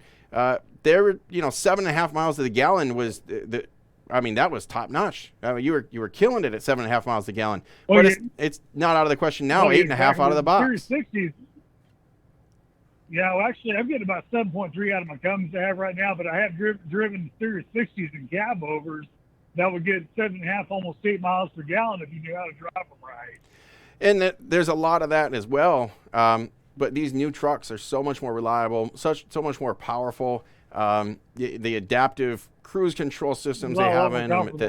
And so much more comfortable. The shakes, the rattles, there's been times when I got out of my old truck and I, get on the ground and you had that feeling of, the ground is still shaking for some reason because your body hasn't stopped vibrating yet. And I remember that. These new trucks are like Cadillacs compared to a truck that's 20 years old. That they are. One thing I was going to add, not to change the subject so quick, but another thing that's going to drive the rates down, I think, and this is I've been in the industry now for almost 25 years as a driver. So historically, every first quarter tax season, January always kills the rates for about 3 months because people are, the companies are keeping limited inventory on hand. So guess what? We don't have as much freight to move for a while. But I mean, although it hasn't been quite as noticeable the last few years, I do remember when it got really bad, the first quarter of 2009, there were people sitting around waiting on loads for days sometimes because there wasn't much freight moving at that time. And I know for a few years after that, there was a few periodic slowdowns for the same basic reason. Yes, absolutely. And that's what I'm predicting. I'm hoping more so than a prediction because I don't honestly have any stats to back up my prediction, but I'm hoping that some of the hurricane relief stuff might help weather the storm for the first quarter of 2019. But I do expect that it's going to hurt because capacity, there are a lot of trucks on the road and freight has really slowed down. Now, the other factor that I didn't really talk about, go ahead. Yeah, one thing I was going to mention is driven up the demand for new trucks too, and it's probably also tightened the market for general over-the-road stuff like what we do. Is the fact that the oil field work is picking up, so that's taking a lot of trucks to do that work, and also a lot of drivers. So I think it's tightening capacity up in the general freight market that we're in. It's definitely had an effect on it, but that's another factor. I was reading another article. And the interesting thing about the freight market, the trucking industry, is you're tied into the economics of the world, really. So somebody in China can make decisions and change the market, which affects what happens here. So one example is the Trump tariffs. There has been a change and a shift in the inbound and outbound freight of the ports. One of the reasons we had such a huge boom in the middle of the year, middle of the summer, was there was a lot of people pre-buying and trying to pre-order to get ahead of when these new tariffs took place or took effect. So a lot of outbound freight, and then now they're overstocked and they've cut back a little bit. It'll pick back up and it'll plateau as their inventories start to drop. But the same thing happens with other factors as well. You brought up the oil industry. I was just reading an article that some of the other countries that we are not the best friends with are talking about flooding the market with oil again. And that's exactly what happened last time we had a big issue with the oil fields. These Middle Eastern countries flooded the market with oil. They're sitting on piles of gold where they live. They don't care. So they flood the market. They don't make any money on their oil, but neither do we. And then that puts a lot of our oil companies, oil workers out of business. We're starting to pick back up in the oil segment, but I remember just not that long ago, our last big oil boom, North Dakota, you go to work at Walmart and you're looking at close to $20 an hour. And then all of a sudden, all those places up there were ghost towns. Exactly. One thing about it, though, is when those drivers get displaced in the oil field, that's when they come out here and start driving trucks over the road. And when you have an oversupply of drivers and owner-operators, that's going to lower the rates. It's a supply and demand thing. A lot of people don't think about it. A lot of the rates we see is based on supply and demand. I mean, I'm a company driver, but I have been an owner-operator, and I understand very well how the supply and demand principle works out here. Absolutely. And it does affect you as a company driver as well. I mentioned that driver pay has gone up with most of the big fleets, and now you've got some seniority. So, but I'm sure even over the past couple of years, you've seen your pay creep up. But new entrant driver pay, quite a bit. Yeah, I'm seeing, for just to lure new drivers in, I'm seeing huge bonuses being offered, more than I've ever seen before. Rate per mile, pay per mile rather, increased more than I've ever seen for a brand new driver. It used to be, just a couple of years ago, 20-something cents a mile as a new driver. But now I'm seeing companies offering, as soon as you enter the door and you pass their school, you're close to 50 cents a mile. That's huge for a new driver. Exactly. It is quite a bit of money for a new driver. And, of course, you have a lot of experienced drivers. Like myself, I've been here for a long time. I mean, I think we've kept our records clean. We found ourselves really good paying jobs that have good benefits package, and we also get to drive a new truck every couple of years, too. I mean, I'll be getting out of this 2016 International here before long. I've got 255,000 miles on it now.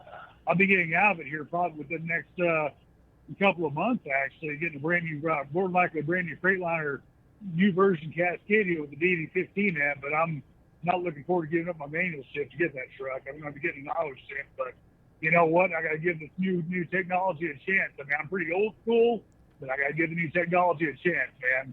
Yeah, well, and that's what we're talking about, the new technology. I mean, it'll come to a point, the manual transmissions are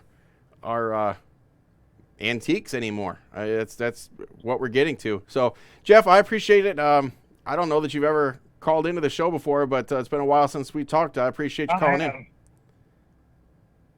No problem. You guys have a great evening and take care. I have called in before, but we'll look forward to doing it again sometime. Absolutely, Jeff. Thanks a lot. We'll talk to you later. All right. I want to wrap things up here. I'm going to go ahead and read some of these YouTube comments here. Some comments about the sky is falling. Know what the rates are.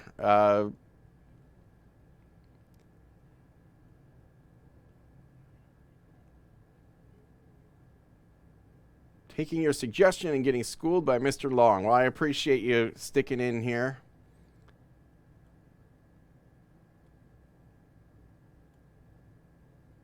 And Josh, that must be the Josh that we talked to on the phone, said he was going to call in. I'm going way back in these comments, it looks like. For anybody that's on the line now, if you want to call in the future, on any future shows, the phone lines are open about 15 minutes before I actually go live on the air. So if you know the show is going to start and you have something to add, you can always start calling in up to 15 minutes ahead of time.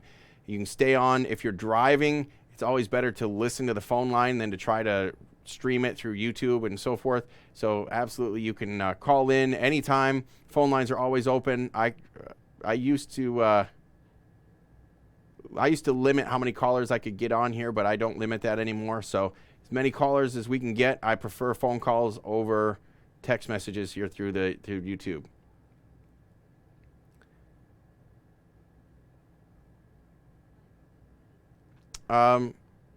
So Columbia Glider Dave, who's I mentioned, a lot of that junk flatbed freight got pushed to vans, are working their way back to the platforms. And so the what he's trying to say there, what he's explaining is, as rates started to creep up, as flatbed rates, and they're still a lot higher than they were even a year ago, a lot higher than van was even a year ago, a lot higher than a year ago. They were higher than van is now, to be honest. But to save money, a lot of the shippers, anything that could go on a van, they put it on a van. So your tile, your bricks, your things that were typically flatbed type loads, they rearranged them, repackaged them, whatever they could to put them on a van, knowing that the freight rates are cheaper if they could get it on a van versus a flatbed. A lot of that because rates are coming back down. It's easier for them to load it, and a lot of times it's better secured on a flatbed, safer for the product on a flatbed. So they're shifting back to a flatbed because rates have started to plateau and come 90 down. seconds. So with as the market, the supply and demand has leveled out rates, the same has happened with certain commodities. Fuel is higher this year. And so we'll go back to talking about fuel surcharge. Fuel this year, and I should pull up year over year, we're a few cents per mile. Now, granted, we are $1 or so a gallon, and I don't know the exact number, but $1 or so a gallon more for the price of fuel than we were a year ago. But $1 per gallon is only a few cents per mile.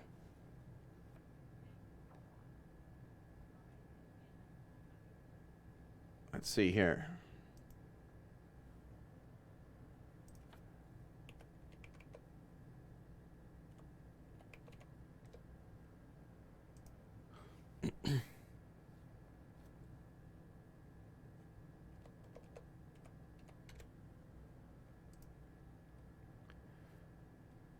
Okay.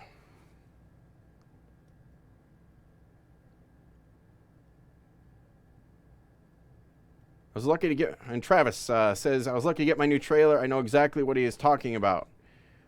And yeah, and Travis is one that has his iron in the fire. He's just getting started with his own authority now. He was leased to me and went on his own, and he had a struggle getting his own trailer. Had to rent and lease a trailer for a few months before his trailer came in, and went out on his own and secured freight before he got his authority set up. So he's doing it right. He built the relationships, got his feet wet, and understands what he's getting into. But again, he's active, currently getting ready to hit the road running. If you are not already started, if you haven't filled out the application, if you don't have that iron in the fire, so to speak, it's probably not a good idea to start now.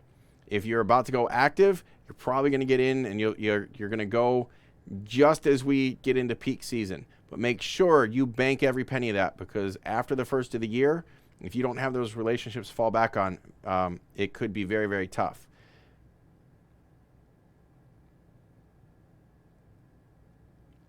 Okay. This is a very, very good comment, and I think this is probably...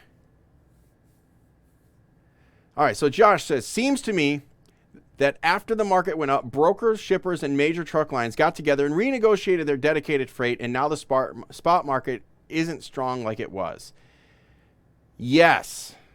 Now, was it a big conspiracy? No, because I can promise you, brokers, shippers, and the like don't like each other. They're not going to get together and team up to form a conspiracy. That being said, shippers, absolutely. Now, I am a broker as well as a carrier. I try to stay in tune with as much information as possible. I go to, it's funny, last year I went to a conference called the NASTRAC conference, the National Association of, can't remember what the whole thing is, NASTACC something, NASTRAC, but a National Association of Shippers and Carriers. Brokers are there. But what it is basically a conference of shippers and brokers. This took place about a week or two before the Mid-America Truck Show. So the Mid-America Truck Show is basically a conference of truckers, carriers. So you have two markets here. Now, I'm a broker and a carrier, and I went to both of these, so I saw both sides of it. Now, the funny thing is, at the lunch table, a nice big round, about 8-foot round tables, and we had 10 or so people sitting around the table. And at the NASTRAC conference, I'm sitting with I'm talking about executives from some of the mega carriers, executives, some major corporations that you would definitely recognize if I threw their names out. And they were talking about how the carriers are out to screw them. The carriers are demanding such high rates, and the carriers are ruining the industry. They're ruining the economy, and it's the whole thing. It's all about the carriers. 1 or 2 weeks later, I'm sitting at an identical table, a nice big round table, 8 or 10 carriers of some fairly reputable carrier companies that most of you would recognize. Brokers and shippers are out to screw us. The brokers and shippers are all getting together, and they're forming a plan against us. The free market rules everything.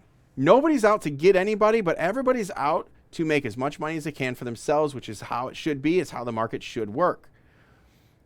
The shippers are trying to make as much money selling their products as possible. In order to sell their products, they got to get it to market.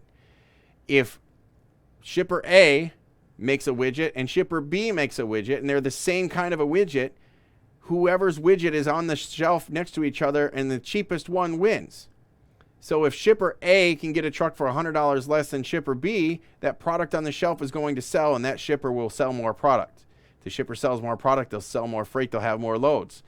The shipper would rather ship a lot more loads and pay less for freight than the other shipper, who's probably going to try to outsell them. So it's a competition to keep the shipping rates as low as possible. Ironically, if you watch the Facebook groups, and you watch long enough, inevitably you will see a driver who is either moving across the country or bought a car somewhere it needs it shipped, or their truck broke down and they need their truck shipped home. The first thing they say is, my truck is broke down and so forth, and I'm looking for the cheapest way to get it home. Who can cut me a deal? Who can give me a deal to get it home the cheapest?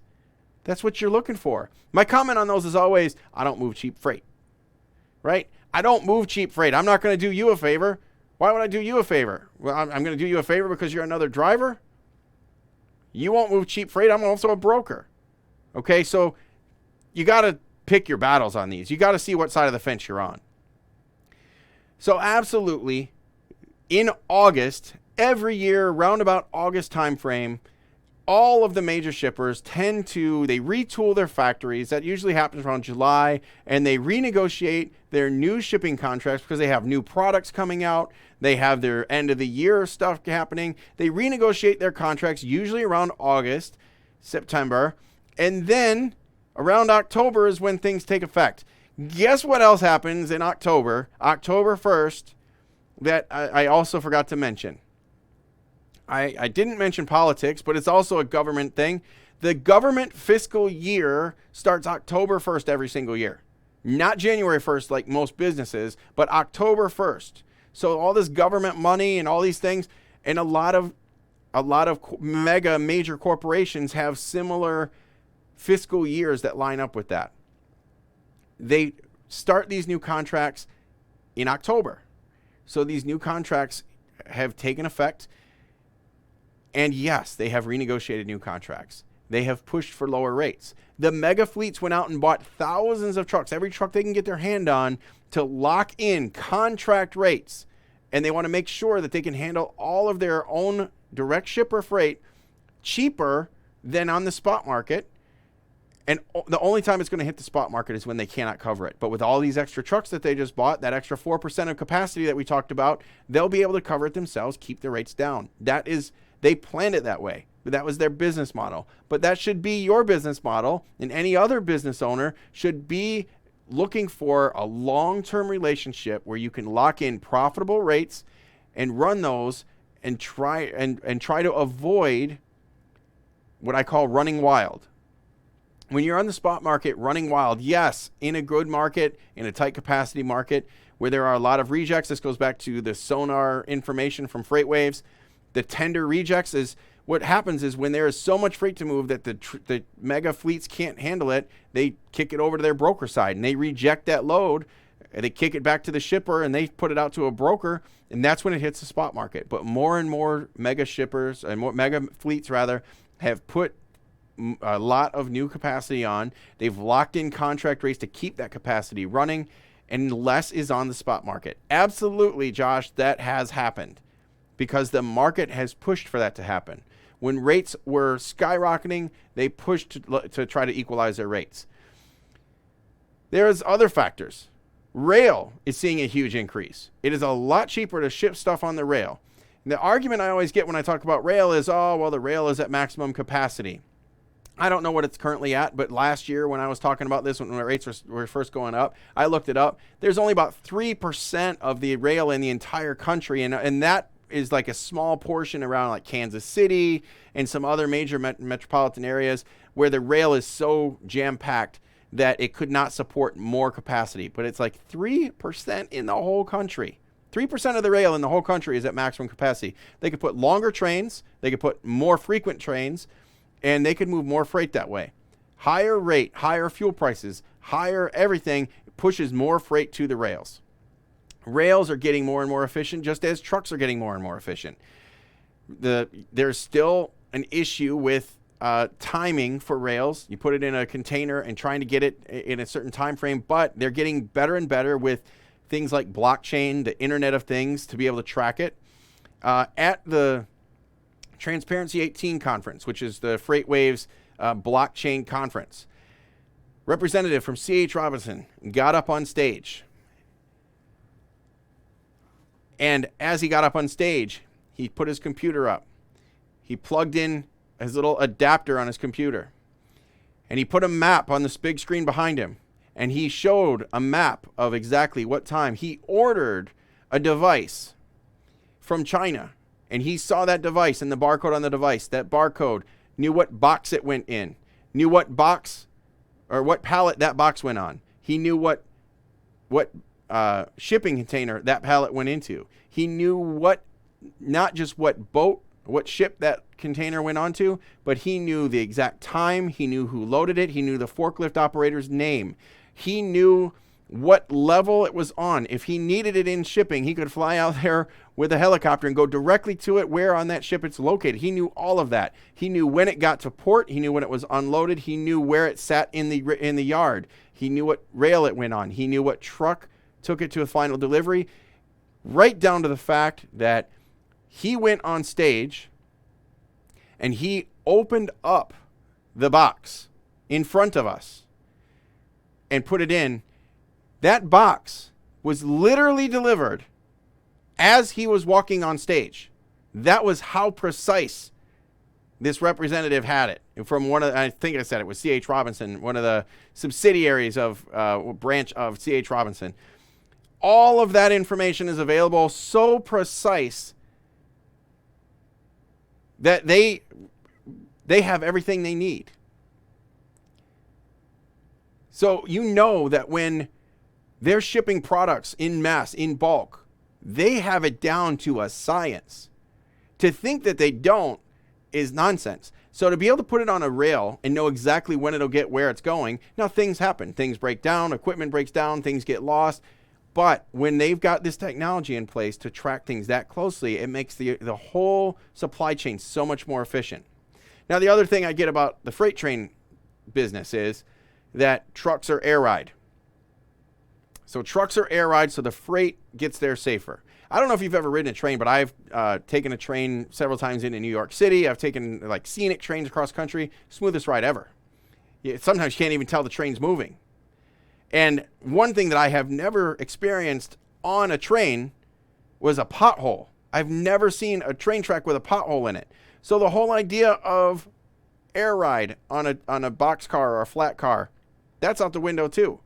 It's very smooth.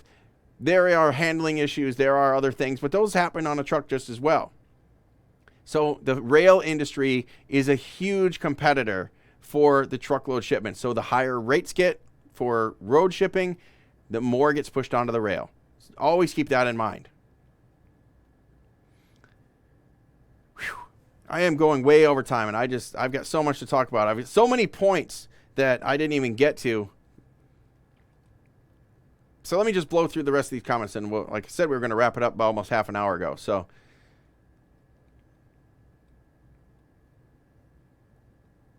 used prices are up quite a bit. 10-year-old boxes going for like $15,000. That's absolutely true. If you go to my local utility dealer here, the lot is nearly empty. It really is. And the used trailers are unbelievably expensive. Information is information. The talking head is only a display. This market is similar and comparable to the housing bubble in the early 2000s. Yes, Chuck S. And I'm wondering if that is the Chuck S that I know.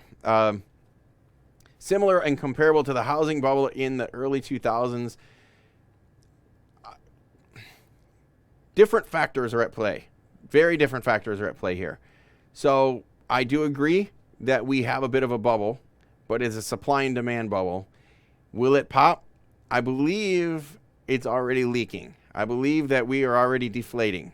So hold on. We're deflating because of the supply and demand slinky effect that we always get. We have really high rates. Everybody goes out and buys a truck. That drives rates down. Everybody sells or loses their truck to bankruptcy, brings trucks back down, so the rates go back up. So more people go buy trucks, and the rates come back down. More people lose their trucks, rates go back up. And it's just, it's a never-ending cycle. We see that on a micro scale day to day. We see it month to month. We see it year to year. But when we see these huge spikes like we had for 2014, 2018, they typically happen in 4 to 5 year cycles. Reason being, we've got politics at play. We've got 4-year election cycles. We've got economics at play. We've got just the equalizing effects. Again, if you look at this, I call it the slinky effect, because if you take a slinky, you stretch it out and you just let it go, you have that wave that goes across. And it starts just a short little, quick little wave that goes across. That's what we see on the day-to-day operations, the month-to-month. You have a quick little spike that goes through. But as that wave slows down, you start to see it, and it takes a little longer, but then it gets bigger, and it moves back across. And that's what happens every few years. So we have this slinky effect happen, quick little spikes periodically, and then a big wave goes across that takes a whole year. But then that wave slows down and it opens back up, and then you'd have to spike it again. And that continually happens in the freight industry. And it's always happened. The trends show that that has always been the case. In the free market, that is always the case in every business. But the trucking business, because of the easy entry, it's one of the few businesses you can get into and be a quote-unquote business owner with virtually no training, almost no investment, because these companies give you a truck and call you an owner-operator. Training, because there's no training, you learn that's the way it's always been, so that's the way I'm going to do it. So there's no innovation. There's no free thinking in this business. So people are kept at the lowest level of the totem pole their whole careers. That's by design in some ways. Not a knowledgeable design, so to speak, but an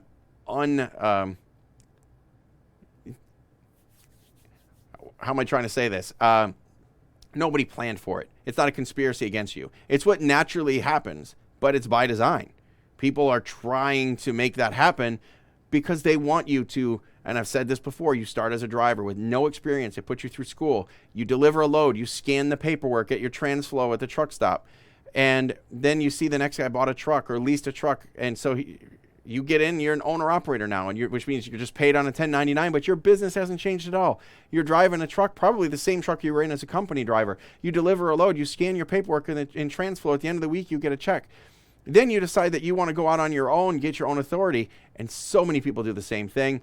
They deliver a load for a broker, they scan the paperwork, they wait, take these quick pays, or they factor and they get their check right away. This continually happens. It's unfortunate that this business is the way it is, but it's the reason that most of us are here. It's a low bar for entry, but if you get good at it, you can be profitable, and you can really run a successful business that stands out from the crowd. But it takes time and training and understanding it takes an understanding of the market and what's happening. And you have to know who your customer really is. Your customer is the broker or the carrier that you're leased to.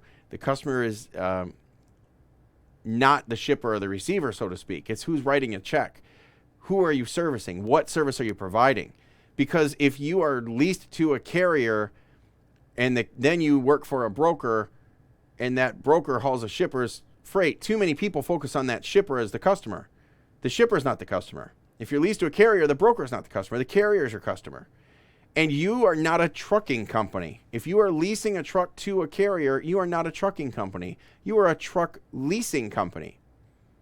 You got to put in perspective, what service are you really providing? A lot of the industry spins it in such a way that it makes it sound a little different. But ultimately, you are a truck leasing company. And me as a carrier, if I have freight to move, I can lease a truck, and that truck will come with a driver as an owner-operator, and I can force dispatch an owner-operator. There's no rules or laws against it, although most owner-operators, because of this low totem pole school of thinking, think that you can't because they've been trained that as an owner-operator, you have all this freedom and so forth. I give the freedom willingly because it's my business model to do so, but other carriers don't have to do that. It's just been the trend of this industry. It would be easy to disrupt the trends by creating something new. All right, I'm going to blow through these comments and then we're going to wrap things up because 2 hours is a long show. If you order a trailer now, you probably won't see it until this time next year. That's true. At least 6 months out, especially if it's a custom, anything special about it. If you're going for a general run-of-the-mill trailer that you would see on any dealer lot with very general specs, you might get it in a couple of months. But if you're getting anything special on that trailer, yes, you're looking at 6 months or more out. Things that might be special, disc brakes. If you want drum brakes, you might be able to get one sooner. But if you want disc brakes, which is a little bit more of a premium option, it's going to be a little longer. If you want composite walls, you want aluminum components, you want all of these custom things, it's going to be a little longer. But if you want just a general run-of-the-mill freight trailer that any mega fleet might have, that might be something that you can get sooner.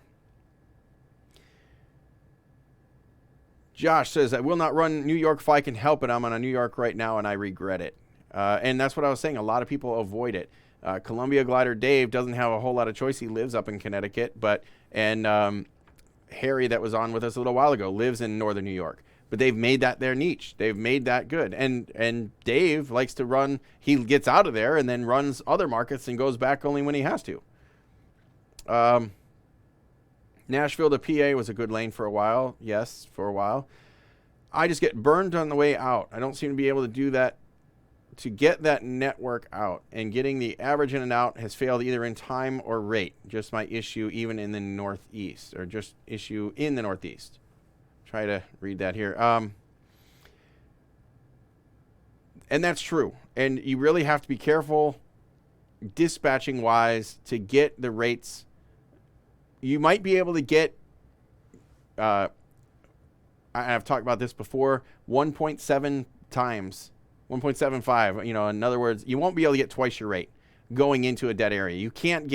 You might occasionally get enough of a rate to completely deadhead out of like South Florida, for example. Deadhead out, take a rate in, deadhead back out, and come out with a good average. You may occasionally get that. Most of the time, you're going to get about 1.5 to 1.75 times your rate, which means you're not going to quite be able to deadhead out and get your rate. But this is where that cheap freight factor comes in. That means if you only got 25% of your necessary rate, less than your cost, but 25% of that, and you were able to get out, that means your round trip would be sufficient. I've talked about this before. I used to have a conference call. Somebody was telling me that from Georgia into Florida, they would take $4 a mile deadhead out. And I was talking to him. I said, all right, well, if I could get you $2 a mile in and out round trip, would you do it? He said, sure, I could do that. I said, all right, well, if I could get you $3 a mile and $1 a mile out, would you do that? No, I won't do cheap freight. And I said, it doesn't matter. 4 round trip, $2 a mile, or $4 one way, 2 mile round trip, 3 one way and 1 back is all the same gross number at the end of the day. Granted, you mentioned something about time and so forth. all that plays a factor. But if you're looking at the numbers, even if you take that $1 a mile back out of a certain area, it's lower than your rate, but it will keep your cost up. It will keep your revenue up. All right, I'm getting tongue-tied. It's time to wrap this up. And I'm only going to say that for another 15 minutes. Agree. Short haul is where it's at. Is Josh up next? Josh is not coming on. I had a different Josh. Ben, have you tried hitting Northeast from different markets? Best pass. Okay, we're going back to the beginning of the show here, so.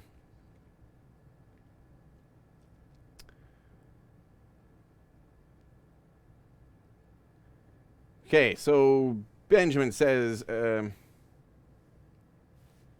me back up one more here.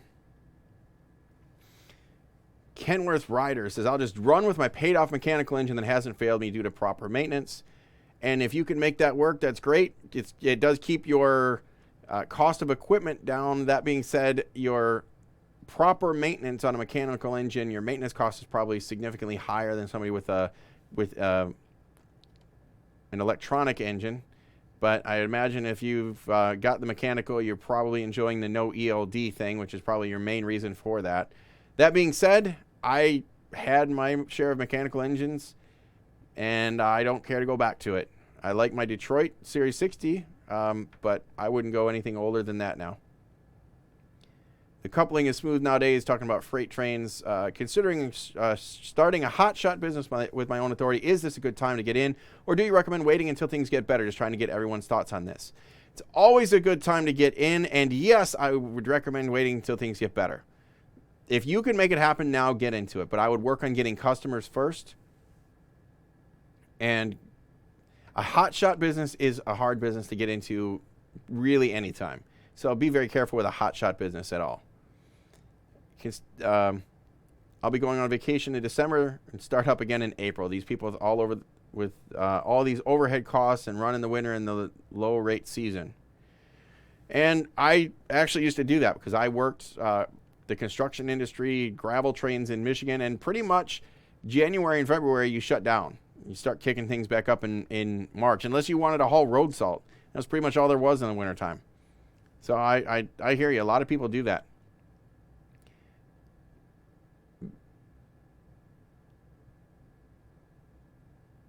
Yeah, we're okay. So this is just kind of reminiscent of the old engines. If you were around during the 70s and 80s, trucks used to smoke until they got to cruising speed, especially Cat engines.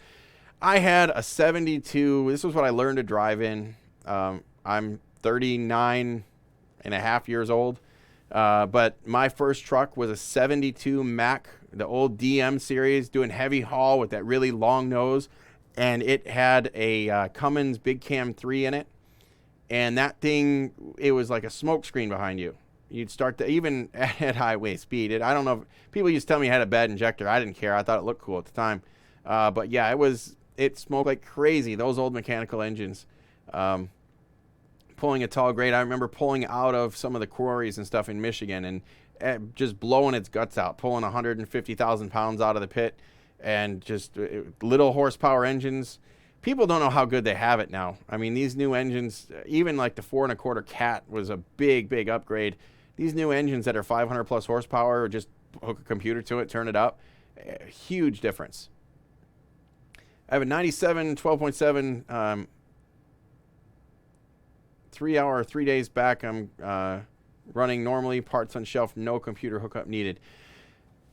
The 12.7 Detroits, I've rebuilt a couple of them, and getting parts is, even from Detroit right now, the glider push has slowed down some, but getting parts can be difficult, and a lot of the parts are getting old. That being said, Detroit Diesel has another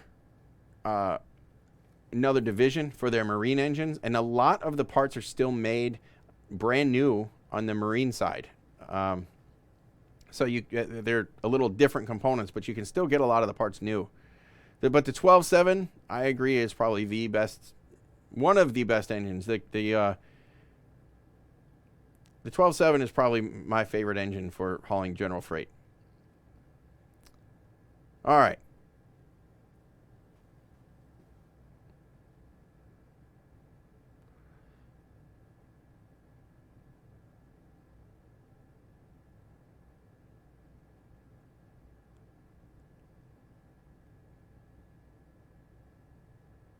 Okay.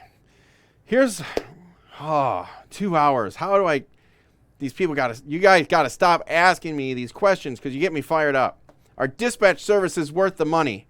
Another one I could do a whole show on. If I get another truck, it'd be a Series 60, 12.7, or a 14-liter. I would avoid the 14-liter Series 60 unless you can get the few out there that might be the pre-EGR. The pre-EGR 12.7s where it's at. Yeah, those old... And I remember my dad had a B model Mac, smoked like crazy under a load.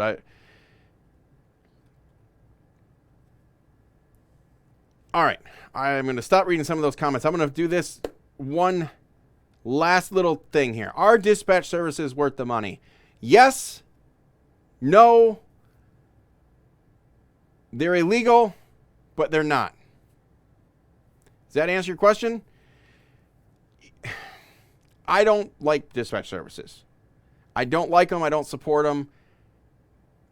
Most of them, in my opinion, are operating as unlicensed brokers with no bond. They're absolutely doing everything a broker does.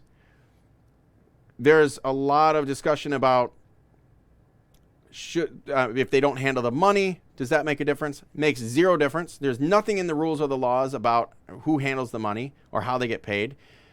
The law says a broker, by definition, arranges for freight or the transportation of freight. Is an intermediary of freight. The TIA is a Transportation Intermediaries Association. They are a go-between. They find freight for the trucks. That's what a dispatch service does. So by definition, most dispatch services are a freight broker. They just don't have the bond or any of the licensing in place to do it properly or legally. That's where I have a problem with them, because there's a lot of legalities that can come up, a lot of issues that can arise when these dispatch services and the services that they're offering that I absolutely disagree with. Dispatch services try to offer signing rate confirmations, filling out carrier packets, doing all of the negotiations for you. If they're doing the negotiations, you are not building relationships. You are not building the rapport with the broker on the phone. They are. They are building that on your back with your hard work, and the broker is going to call them the next time they need a truck, and that there's no guarantee that dispatcher is going to give you the load. You built the rapport, you built the relationship, you did the hard work for that dispatcher. That dispatcher is going to get the residuals off of your hard work and your sweat and tears and blood. They are going to get it. They are going to make the money, because the next time that broker calls for a truck, they're going to give it to somebody else, not necessarily to you. Maybe if you're in the area, but if they're going to find any truck. That's what a broker does. That's a broker. A broker, the other stipulation between what a broker or a bona fide agent, that's the other term. A bona fide agent can work for a carrier.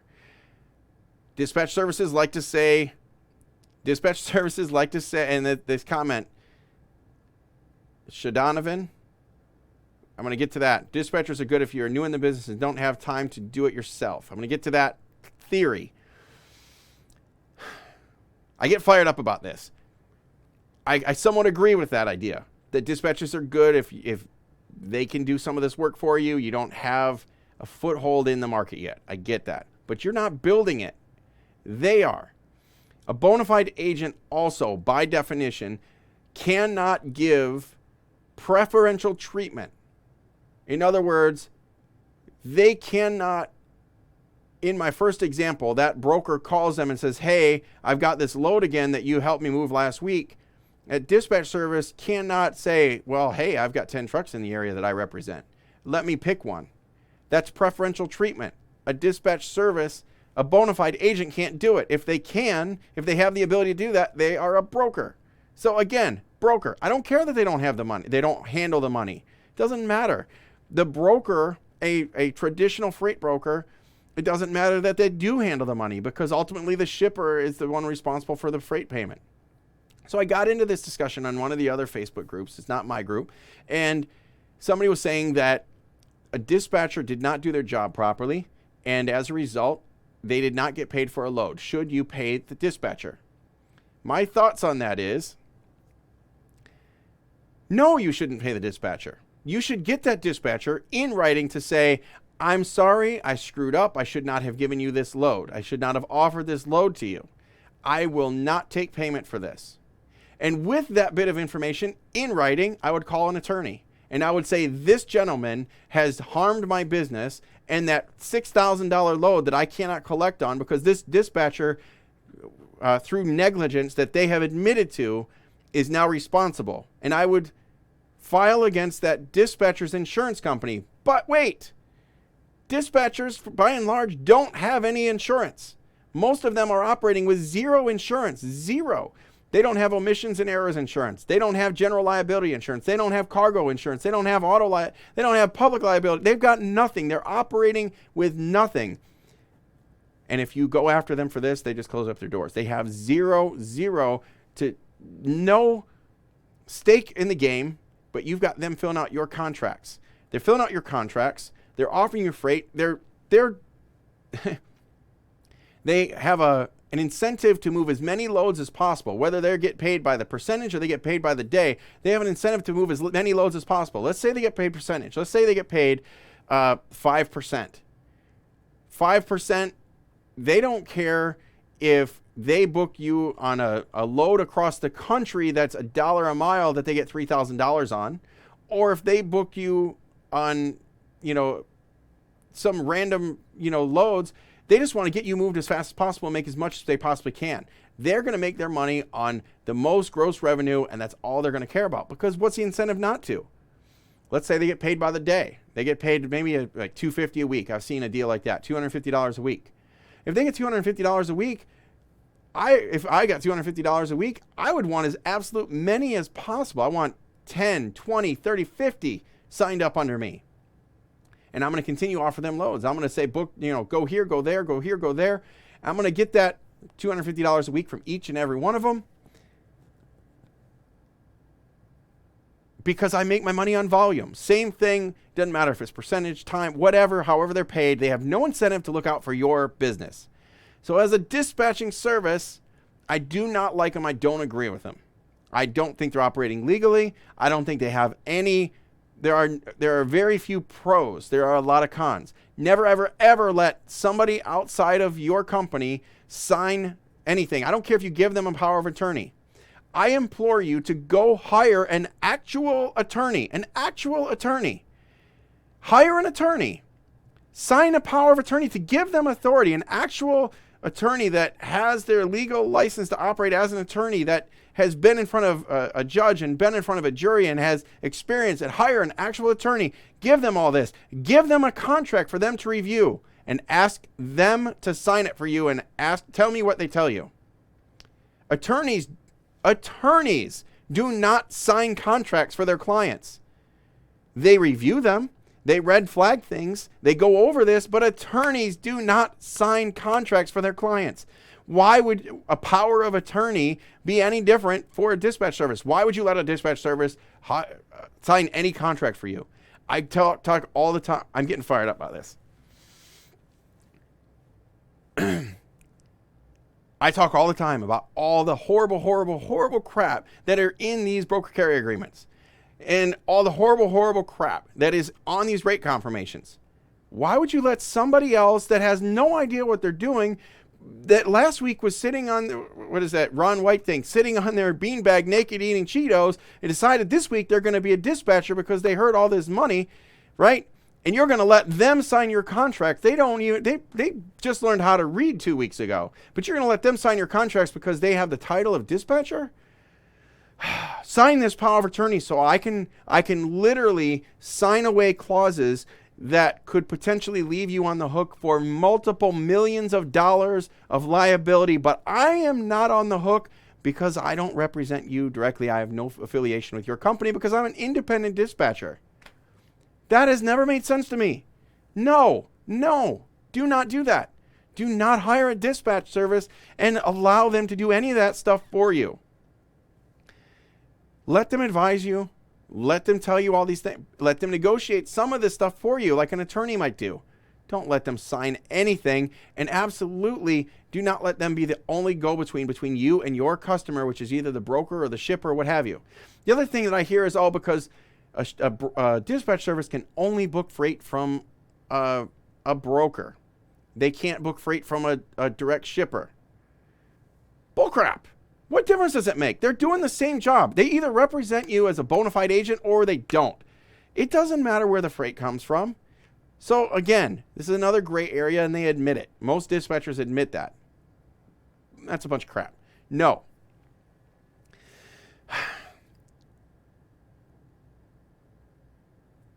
Here's the pros. Let me calm down a little bit. Here's the pros. Yes.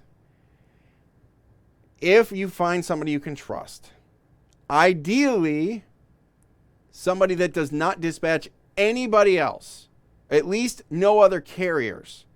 I get solicitation calls all the time that ask, are trying to get me to hire them as a dispatcher because they see that I'm a carrier. And my cell phone number, once upon a time, my cell phone number was on FMCSA's website. So they call me personally sometimes, or they'll call my office number or what have you. And they're trying to solicit to get me to hire them. And one of the first things I ask them is, how many trucks do you dispatch? Oh, well, each dispatcher only dispatches 10 trucks. 10 trucks? Are you serious? I personally would not want to dispatch my own trucks if I had more than 5. I would hire somebody else after that. Maybe you can do a little better. Maybe you've got context, but 10 trucks, 20 trucks. Are you serious? You're not a dispatcher. You're just a paper pusher. You don't know what you're doing. One of the guys in my group calls him a load board scrubber. You don't have relationships. You're just pulling crap off the board, basically double brokering it. No. The only pro, if you're on the road all the time, you don't have anybody else to help you. It's not safe to be looking at a load board while you're going down the road. It's not safe to be on the phone trying to take notes and so forth while you're driving down the road. For that reason, and that reason only, I would say a dispatcher could maybe be a good thing.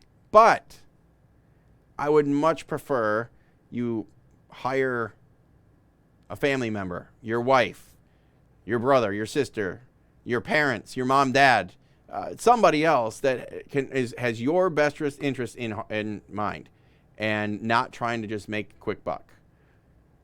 So, all right. Yes, no, maybe. That's my answer to that. Dispatch services, yes, no, maybe. I advise against it absolutely as long as possible. It's much better to build those relationships and build a rapport with your customers on your own, fill out the contracts on your own, know what you're looking for, understand the business well enough. I understand there's a lot of paperwork, a lot to do, but if you're not going to do that part of it, maybe you need to be leased to a carrier that has dispatchers. That being said, maybe you can make more money. Maybe you farm out all the important aspects of your business. You farm out somebody to do the compliance. You farm out somebody to handle your IFTA and IRP. Farm out a factoring company to do everything else. Maybe a factoring company 3 or 4%, dispatcher for 5%, compliance company for $50 a month. Maybe you could do better with your own authority and farm all that crap out. But you're opening up so much liability. I have people tell me all the time, I've been doing this 30 years and I don't need to read the contracts. I just sign them. It only takes one time. It only takes one time. I'm telling you, maybe it works for everybody you've ever met, everybody you've ever talked to, but it only takes one time. Have a claim. Have a claim that is a multi-million-dollar claim because you didn't read the clause that you have zero limits of liability, and that your insurance is not a limit of liability, and that you're supposed to have them as additional insured, and you're supposed to waive all your rights and all that, and let somebody else sign all that away for you.